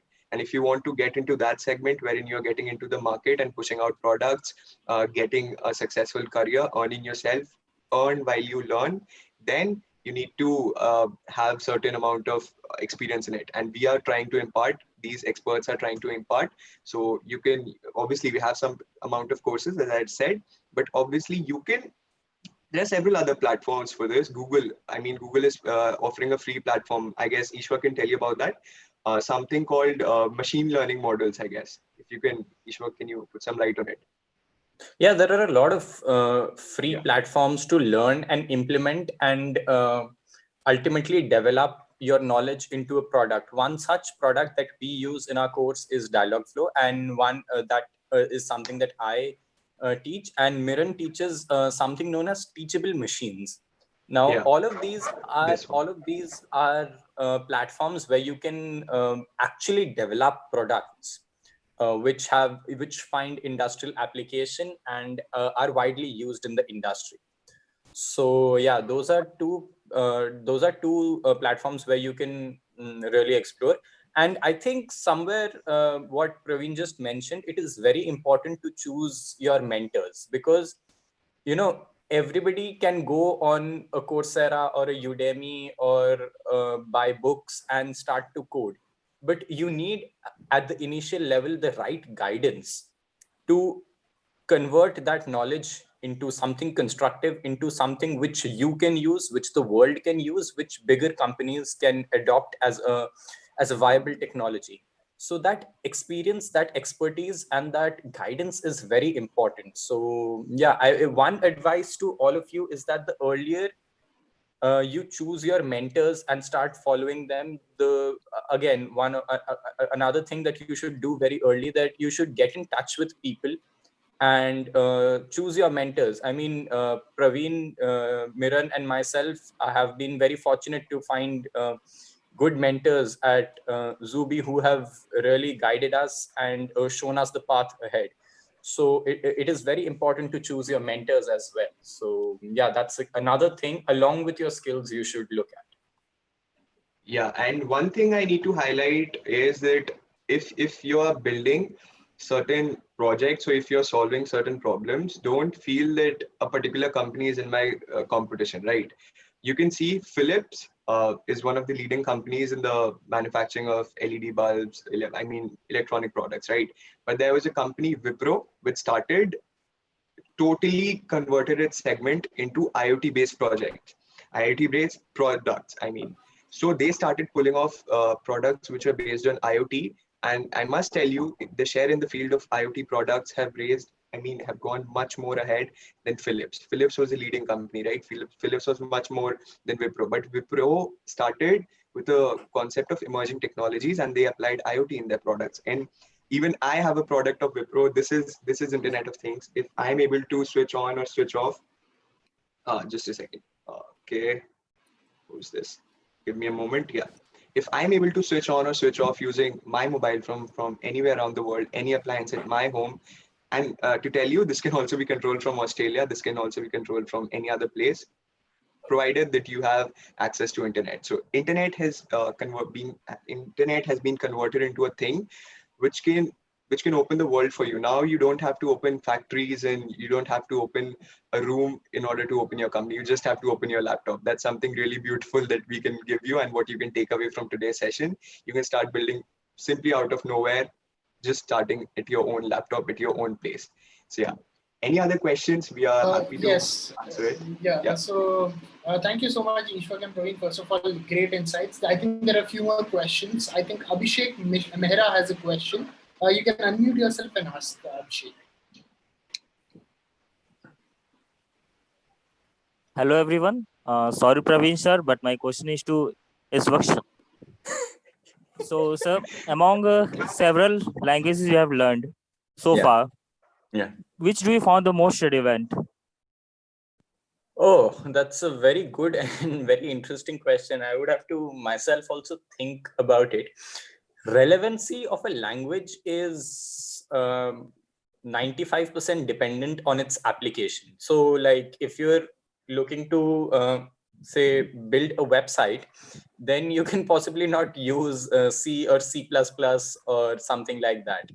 And at the same time, if you're wanting to build an AI agent or a computational intelligence program, then it is not again possible that you it's possible, but it's not very viable to use Java or JavaScript or any of those languages. So there are two things that you need to take into consideration while choosing your language. One is your application, where the field of application where you would be applying it to build something or to implement something.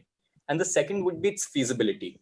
Every language, if some require less work, some require more work, but they all can do the same exact things. So for AI? For AI, I would say that Python is hands down the most the language I am most comfortable with. But saying that, I've also built an AI using Java, and that is also possible, and it's very good. I used to love Java a lot, so I really worked on Java a lot. But when I discovered that Python can also do same things with much lesser effort, then I thought that, why put in so much more work? So every language is capable of doing the same things. It's just your effort which increases if you choose the wrong language. So yeah. From 5 years from now, what do you think will be the most dominating language in the field of AIs? What's your opinion in that? What I feel is that right now, what the current situation of C++ is where Python would be, and there would be some other language which will be much more user friendly, not that complex in terms of syntax. And with every new incoming language, we have significantly reduced the complexity of the syntax. So earlier we used to have like hundreds of curly braces and whatnot, semicolons and whatnot. But as we have gone on progressing, we have significantly reduced the complexity. So 5 years though is is a very long time. Anything can happen. I think that it can also be that Python becomes irrelevant. I have been fortunate enough to visit the MIT Media Labs, and I was in touch with a few people over there, and they are really working on making programming more accessible to people. I myself have also worked in that field. I have developed a drag and drop tool to create artificial intelligences. So through that, even you, if you know what steps you want to do one after the other, then you would be able to build an AI by simple drag and drop. So everybody is working towards accessibility. That it's not. I think that in 5 to 10 years, it won't be that it's just a highly specialized AI developer who's developing AIs, but common people, and common people, to kya, but everybody would be developing AIs. So I think accessibility is where the future is. And functionality along with accessibility. I think there would be something mind-blowing which you would be using 5 years down the line. Yes, sir. One more I mean, last. we would also be using. What do you think about I hope, Ramis? Miran, we are still building AIs at that time as well, but we all would be using. Sir, one last. What do you think about Ramis? RAMIS. I am not really aware about it. Miran, So like the first generation, second generation, third generation language, Ramis is the fourth generation language. Okay, I've never. It's the upcoming. Okay, I'm sure that, as the generations proceed, things would be getting better, simpler, more efficient with greater functionality.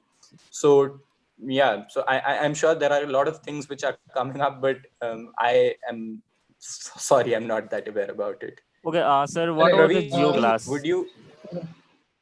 Praveen, do you know anything about Ramis? Can you share anything about it?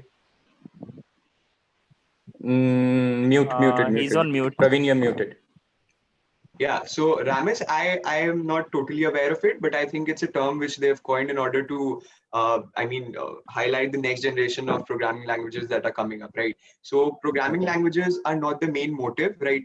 Right here, the motive is to, work on a particular technology. Let's say if you want to work on AI, there are several languages there which you can use, but that all depends on your necessity. So that is what we need to highlight here, is that in order to get started with AI, you don't need to do a 2-month course on Python, right? While learning AI, you can also learn the particular things that are required. So that is something. Somewhere it's frustrating that you want to do something, and you're not able to do it because there is something in between which you need to learn to go there. But what I think is that those things can go parallelly. Yes, you can go, like, if you need to build an AI, you can learn basics of Python, you can build your first syntax, then you can again learn some more Python, then you can do this. So I think that's a way in which things can proceed. And absolutely, thank you, Ishwak and Praveen. So I think we have a few more questions. Because of lack of time, we'll pick those questions first. There's a question by Adil. Adil, please feel free to unmute yourself and ask the question. I think the question is for Praveen here.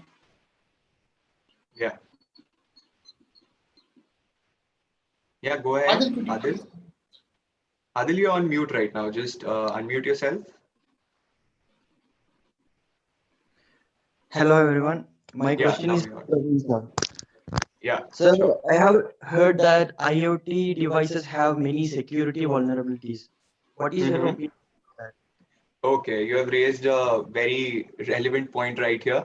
That, see, I'll tell you 3 things. There's 3 particular emerging technology that will go hand in hand, right? First is Internet of Things. You're creating data. What do I mean by that? आपके घर में एक temperature sensor है, that temperature sensor का data, let's say 45 degrees Celsius or 20 degrees Celsius, is going to the internet. गया. Second, artificial intelligence. Internet of Things job is done. It is sending data to the internet. Done. It went to the internet. Artificial intelligence plays a role here. That, okay, out of the 20 degrees Celsius, what am I going to do? That 20 written down is of no use right now. You can predict the further temperature of the next day or the evening or the afternoon using artificial intelligence. Prediction, machine learning, all of it works here. Third, the point that you raised is about security. How can I secure the entire process about data going from here to here and then to the user and then back to the place where it came from? Blockchain. We all know about what blockchain is. Recently, there was a hack, the Twitter hack. We all know about that. So all these are giving rise to the concept of blockchain, and blockchain is nothing but ensuring that no particular person can tamper with the data, and that can obviously be applied onto IoT. I mean, not IoT. Yeah, basically, it can be applied into the concepts that I talked about, IoT, and the entire ecosystem, wherein AI is also there, wherein IoT is also there. But in order to ensure a secure transmission of data, blockchain can be used in IoT, and people have already started. If you know about Blockstack, if you know about this particular company, Blockstack, Blockstack, they are already imagining a world wherein you are not using Chrome browser, wherein you are not using Facebook, wherein you are not using Gmail, but a blockchain version of all these three things.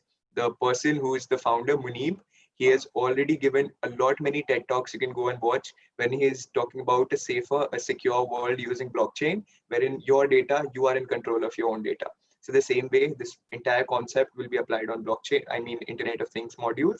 And furthermore, if blockchain is something that will be applied in the next 5 years, and if you're talking about a safety solution right now, at this point of time, there are several encryption models we are not aware of, and the companies, like I showed you an example at my home, Wipro, they're already using these technologies, these encryption technologies. But obviously, if a certain data breach has to happen, then obviously nothing is impossible. There are people sitting out there, they can hack any system, but obviously that's a very rare case, and people are already taking measures, a lot many measures, to ensure that no data breach could happen, and it is being taken care of. And in the next 5 years, we'll see IoT as one of the safest alternative for the offline machines or the offline electronic devices that we have.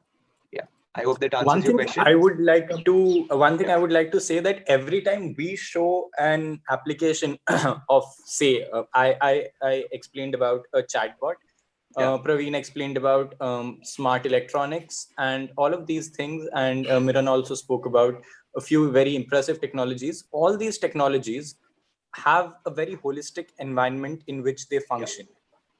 So it's not just that application which is functioning of artificial intelligence, it is supported by IoT and blockchain as well. And same is with IoT, that it's not just an IoT application which is running, it is supported by AI as well as blockchain. So all of these three things in the future will go hand in hand, and it would all be a very holistic environment in which three work in perfect sync to provide efficiency, functionality, and security. So yeah, I can put some more light on it with an example. If you give me a minute, I am just opening it. Yeah, just a second. Okay, give me a moment. I can tell you this in much detail. It's also there in one of the webinar that's on Zubi's YouTube channel, but no issues. I'll just share. It's a time that we are going to interact, right? So let's have it. Okay, so consider this example. What I told you. Okay, let me just share my screen. Okay. Okay. Is the screen visible, Miran Ishwak? And am I visible? Yes, it is. Okay, okay, perfect. So this is an example that I gave. Let's say data being created. Okay, give me a moment. Sorry. Okay, yeah. Just consider this. This is nothing but the manufacturing of currencies, right? These are plates with which the notes are manufactured. The currency, the paper notes is being produced. So consider this as the data, or consider this particular step as IoT. IoT data बन रहा है, currency बन रहा है, ठीक है? So first step. Second is उस currency को after production taking it to ATMs, taking it to banks, from where it can go into the hands of the general public. So वो क्या कर रहा है? That is being ensured by blockchain. The security, you can see the security van with the police standing outside there. So these, consider this as blockchain for your data. This security, consider this as the blockchain for your data. So this is ensuring maximum security. Whenever you see this, you know that there's money inside it, and there'll be 2 to 3 people having armored vehicle and even armory with them so that they can protect it. And once it is reached, it needs to go to the person. How? After processing, after getting into the system, being stacked in the right place, and then people can have access to that money that has been created. And money in our case is data. Data has been created from these. So IoT to blockchain, blockchain to AI and machine learning, and then users can utilize the data for various purposes. Now, if I simply take data from IoT mechanism and send it to the person, that is simply creating, totally destroying the entire ecosystem, right? So this is an example through which you can understand the proper working model along with an real life example that I'm showing you. So you can have a screenshot, or you can look at one of the webinar that we did on IoT. So yes. Now, any other question? Yeah, thank you so much, Praveen, for jumping into detail there. So I think there's one more question here by Karthik. Karthik wanted to ask a question about IoT itself. Karthik, could you please Yes, unmute Karthik, go yourself ahead. and we can go ahead and ask the question. Hello everyone. My question Hi, is to Karthik. Praveen sir. Yeah. Sir, can you tell me which language is used to build product based on IoT? See, for IoT, if you're talking about projects, yes, C++ is one of the basic one that you can start with, because obviously when you're starting with IoT, you need to get a know-how of hardware devices. And to get a know-how of hardware devices, you start with Arduino. Arduino totally works on C++. The language that you use there is C++. It's easy to understand and it's the most basic. If you look at the evolution of programming languages, C++ has given rise to the core programming language का जो बिल्कुल core होता है, वो you can understand with C++, and obviously Python is there. Python is the second most, everyone is trying to use Python these days. Everyone is migrating from Java or C++ to Python. So C++ is one of the main language that you learn while learning IoT. Parallelly, this is what we're highlighting parallelly. And second is Python. Python will also give you a lot more understanding of IoT devices, and it helps us because Raspberry Pi, the module that I showed you, this totally works on Python. No other language. Simple. It totally works on Python. Pi, it's the concept in itself is highlighting the fact that it's totally based on Python. So you can imagine a company producing a module based on a programming language. So it's one of the futuristic language that you can work on. Yeah, and there are several others, but main two I suggest from my side is C++ and Python. Yeah. Yeah, thank you. Thank you so much, Praveen. I think we can take one more question, one last question by Devansh. Devansh, I think you have a question. Please unmute yourself and you can go ahead and ask the question. Yeah, hello. Yeah, we can hear you, Devansh. Yeah, so I was want to know, how does IoT ensure data privacy? As I was just reading about Tesla in China, they have been giving their data, the consumer data to the government. So how does IoT ensure data privacy? Yeah, so I guess I just explained about this, but if you want to know again that how can it ensure data privacy, see, first solution is always on the first hand side, you can see blockchain as a solution. But again, there are very less amount of developers that people can hire right now in the field of blockchain. And there are very few developers who know how to, they know how to develop blockchain or dApps, but very few of them know how to integrate with the existing product.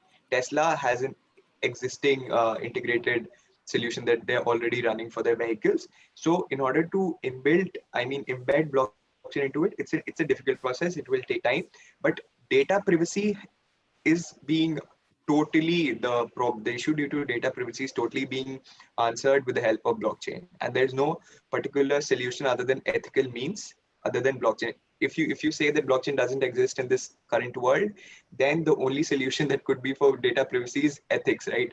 If a company has, if the company is not following a certain amount of, not complying with certain amount of regulations, or is not having a certain amount of ethics, then obviously data privacy is a very crucial issue and has been faced by most of the leading companies, including Facebook, as we all know. So yeah, blockchain is the ultimate solution. You can try to start working on creating a data. One thing that let me just suggest you. Okay, if I can just remember it right now. Okay, Miran, you can go ahead with next questions if we have any. Meanwhile, I'll just tell you one thing. So I think we are going to be stopping questions now, but we can take one last question. I think Fortech11 wants to ask a question. He's been really raising hands since long. Fortech, would you please unmute yourself and you can take that question. This will be the last question. I have a question that I've currently started with Android Studio and I've learned 100 basic Java. So should I learn 100% Java now and then start with Android Studio, or else should I continue with Android Studio and learn them together simultaneously? It again depends on what your ultimate agenda or your ultimate project is. So if you are up to the mark that for your project, whatever technology you require, whatever understanding of Java you require, if you have that, then you can start off on its own, jump into it and start building side by side. But you need to first identify that for the Android application that you're looking at, if it's whatever application it is, if whatever you're looking at, you need to understand that whatever Java basic is required for that, you have knowledge up to that level. And once you are good to go, like it's not required that, okay, I require XYZ technology for my application. If I have that XYZ technology, should I also start learning this more thing and then build the application? No, that's not required. If you have XYZ, which is required, then go ahead, build your application, then go ahead and learn the rest of the things. So I think that's the best way of approaching. Yes. So yeah, this was the thing I was talking about. So let me just show you. This is something that I found on Product Hunt. This is Mine app. What it does is you just need to sign up with your account, the account which you use preferably, and it tells you about your footprints. Can you imagine your footprint? So if you see 163 digital companies have my details, and 28 has my financial data. So this is the amount of transparency that it could show you. So I have like 1 out of 6, your data, your level of data control. I have low amount of data. I mean, obviously I have low amount of data control because 163 companies are already having data about me, and I can know about all the companies that know about me. These are the companies I signed up. When I actually signed up for this website and saw, I was actually amazed that these are the companies that I have signed up for or I'm using right now, and they have all the data about me which could be accessed by anyone in that particular company. And then you can obviously go there and reclaim it. So what it will do is, this is a tip from my side, that if you want to particularly focus on controlling your own data, and if you want to be secured in the place internet, so you can reclaim it. So this is a letter which goes to the particular company from this website. You can start using this website. It's I feel very must in the current times in order to get into a secure world. And this will send a letter to the company that, okay, I want my data from your company to be removed. I don't want anything about me to be in your company. I mean, I simply want a reclaim on my data. Control what's yours, right? Your data is yours. No company holds the right to basically know about yours. So see, these companies have my financial data, and Amazon, it shows risky, but Amazon is one of the leading and trusted companies, so it's not of any kind of a trouble that you will share. So data privacy is obviously an issue, but you can take certain steps in order to secure your online footprints. Yeah. Wow, thank you so much, Praveen. That was really insightful, and even I got excited seeing that. I'd definitely go and reclaim my data there. So apart from this, any more questions? I mean, there have been brilliant questions in the chat. There have been so many people talking about various different interesting things.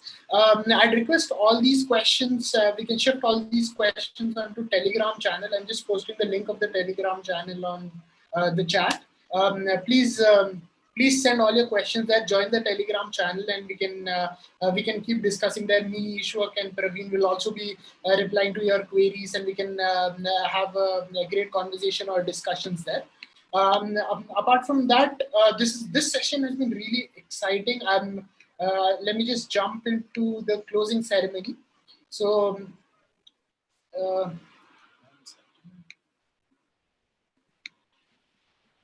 Is my screen visible, Praveen? Yeah, it's just coming up. Is this a wide screen that you're showing right now? Yeah, just click on the screen once if something pops up. No issue. Just take your time and share your screen. I guess everyone is following our hashtag EarlyHack on their social media platforms. Keep it rolling. Meanwhile, tomorrow during the closing ceremony, we'll tell you what the exciting prizes were, and we'll announce the winners of those competitions. Yeah. And yeah, Miran, anybody of you having any queries about how to get started with AI, IoT, blockchain, any of these, just follow us and DM us on Instagram. We all of us are very active over there, and you'll find a response from us very quick. So yeah, just follow us over there and get in touch with us on those platforms. Perfect. All right, guys. So I think as of now today we have finished the first official session of the first session of the bootcamp. First and foremost, this has been an exciting journey. This was very interesting. First, we spoke to Suraj Perry. He spoke a lot about starting early, how he got started early, how things are built, and more insights into artificial intelligence. Then we saw a little bit about chatbots and things like that with me and Ishwar. And after that, we saw the youngest patent holder of India, Hrideshwar. It was indeed insightful. There was a great feedback from you guys as well. Truly inspirational, completely. And apart from that, after that, we visited into Praveen's Internet of Things discussion. Completely insightful. We took a few questions and so on. But now, after day one, we have a very exciting day two coming up. Day two is much more insightful and exciting than today. It will be much better than today. Tomorrow we will also have tests or games and things like that in order to introduce you to, in order to see how much we're able to convey. And we will be providing certifications tomorrow. Tomorrow, first we will start our day with introduction and with Siddharth Nayak. Can I stop this, please? Okay, Miran, hold. I'm just sharing the screen. You just stop sharing your screen. I'll share it and you can create. Yeah, you carry on. I'll be sharing it away. Yeah, absolutely. So tomorrow is going to be much more exciting day than today. Tomorrow we'll be also giving certifications to all those who join tomorrow. Tomorrow there'll be a short quiz and there'll be a short test. We'll also be having few activities and games. Tomorrow we'll also be announcing few exciting prizes. So make sure you guys tune in tomorrow. Even bring your friends. Each one of you can get 2 or 3 of your friends, compete, contest. There'll be so many great activities tomorrow. We'll have a brilliant sessions tomorrow as well. Once I'll brief you about the sessions when Praveen shares the screen. Tomorrow, do not miss tomorrow at all. There will be it will be the certification day, and yeah. So for tomorrow's schedule, we have Siddharth Nayak first talking about user interface and user experience and app development. Today we had a few questions about app development, Java, Android development, and things like that. Tomorrow we'll get a much better insight on that. Then we'll jump with importance of problem solving. This is one of my favorite sessions.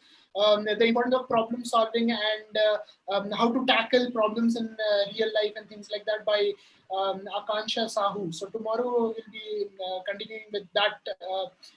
That will be our second session. After that, we'll be looking into, we'll be having a session with Dipanshu Prasher. This session will be about cybersecurity. This will be about hacking. You might know about the recent Twitter hacking. I was also getting a question about the recent Twitter hack.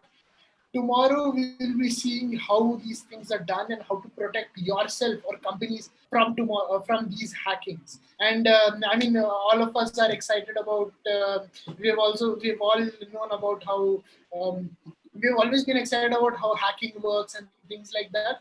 Tomorrow we'll be seeing how to the cybersecurity front of it, how to prevent these hacking, how these hacking is done, and how can we prevent ourselves, how can we stay safe so that we are not the next victims. And this is most important now more than ever. So that will be our third session at 1 p.m. tomorrow. After that, we'll be looking into game development. So all the gamers in the room, people, I mean, all of us have played. Even Suraj Perry was mentioning, we play road rash, we kick the bikers and things like that. But how are these things actually done? And apart from that, game development is not just limited to games, right? So now we are using Zoom for this meeting. There are much more interactive environments. Suppose you can virtually be in an environment and probably like do whatever you want, how you do in a normal world, like your 3D avatar doing things and things like that. Those will also be explained by Anshul Goel. He's an expert. He's a co-founder of AI-Born, and he's an expert in augmented reality and virtual reality and immersive reality. He will teach us. He will tell us more about how these products are built, how AR and VR can be leveraged in today's world, how game development can also be utilized. So we'll be looking at that with Anshul Goyal.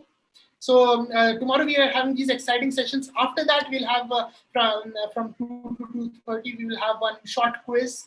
Then we will have closing remarks, and certifications will be awarded to everybody.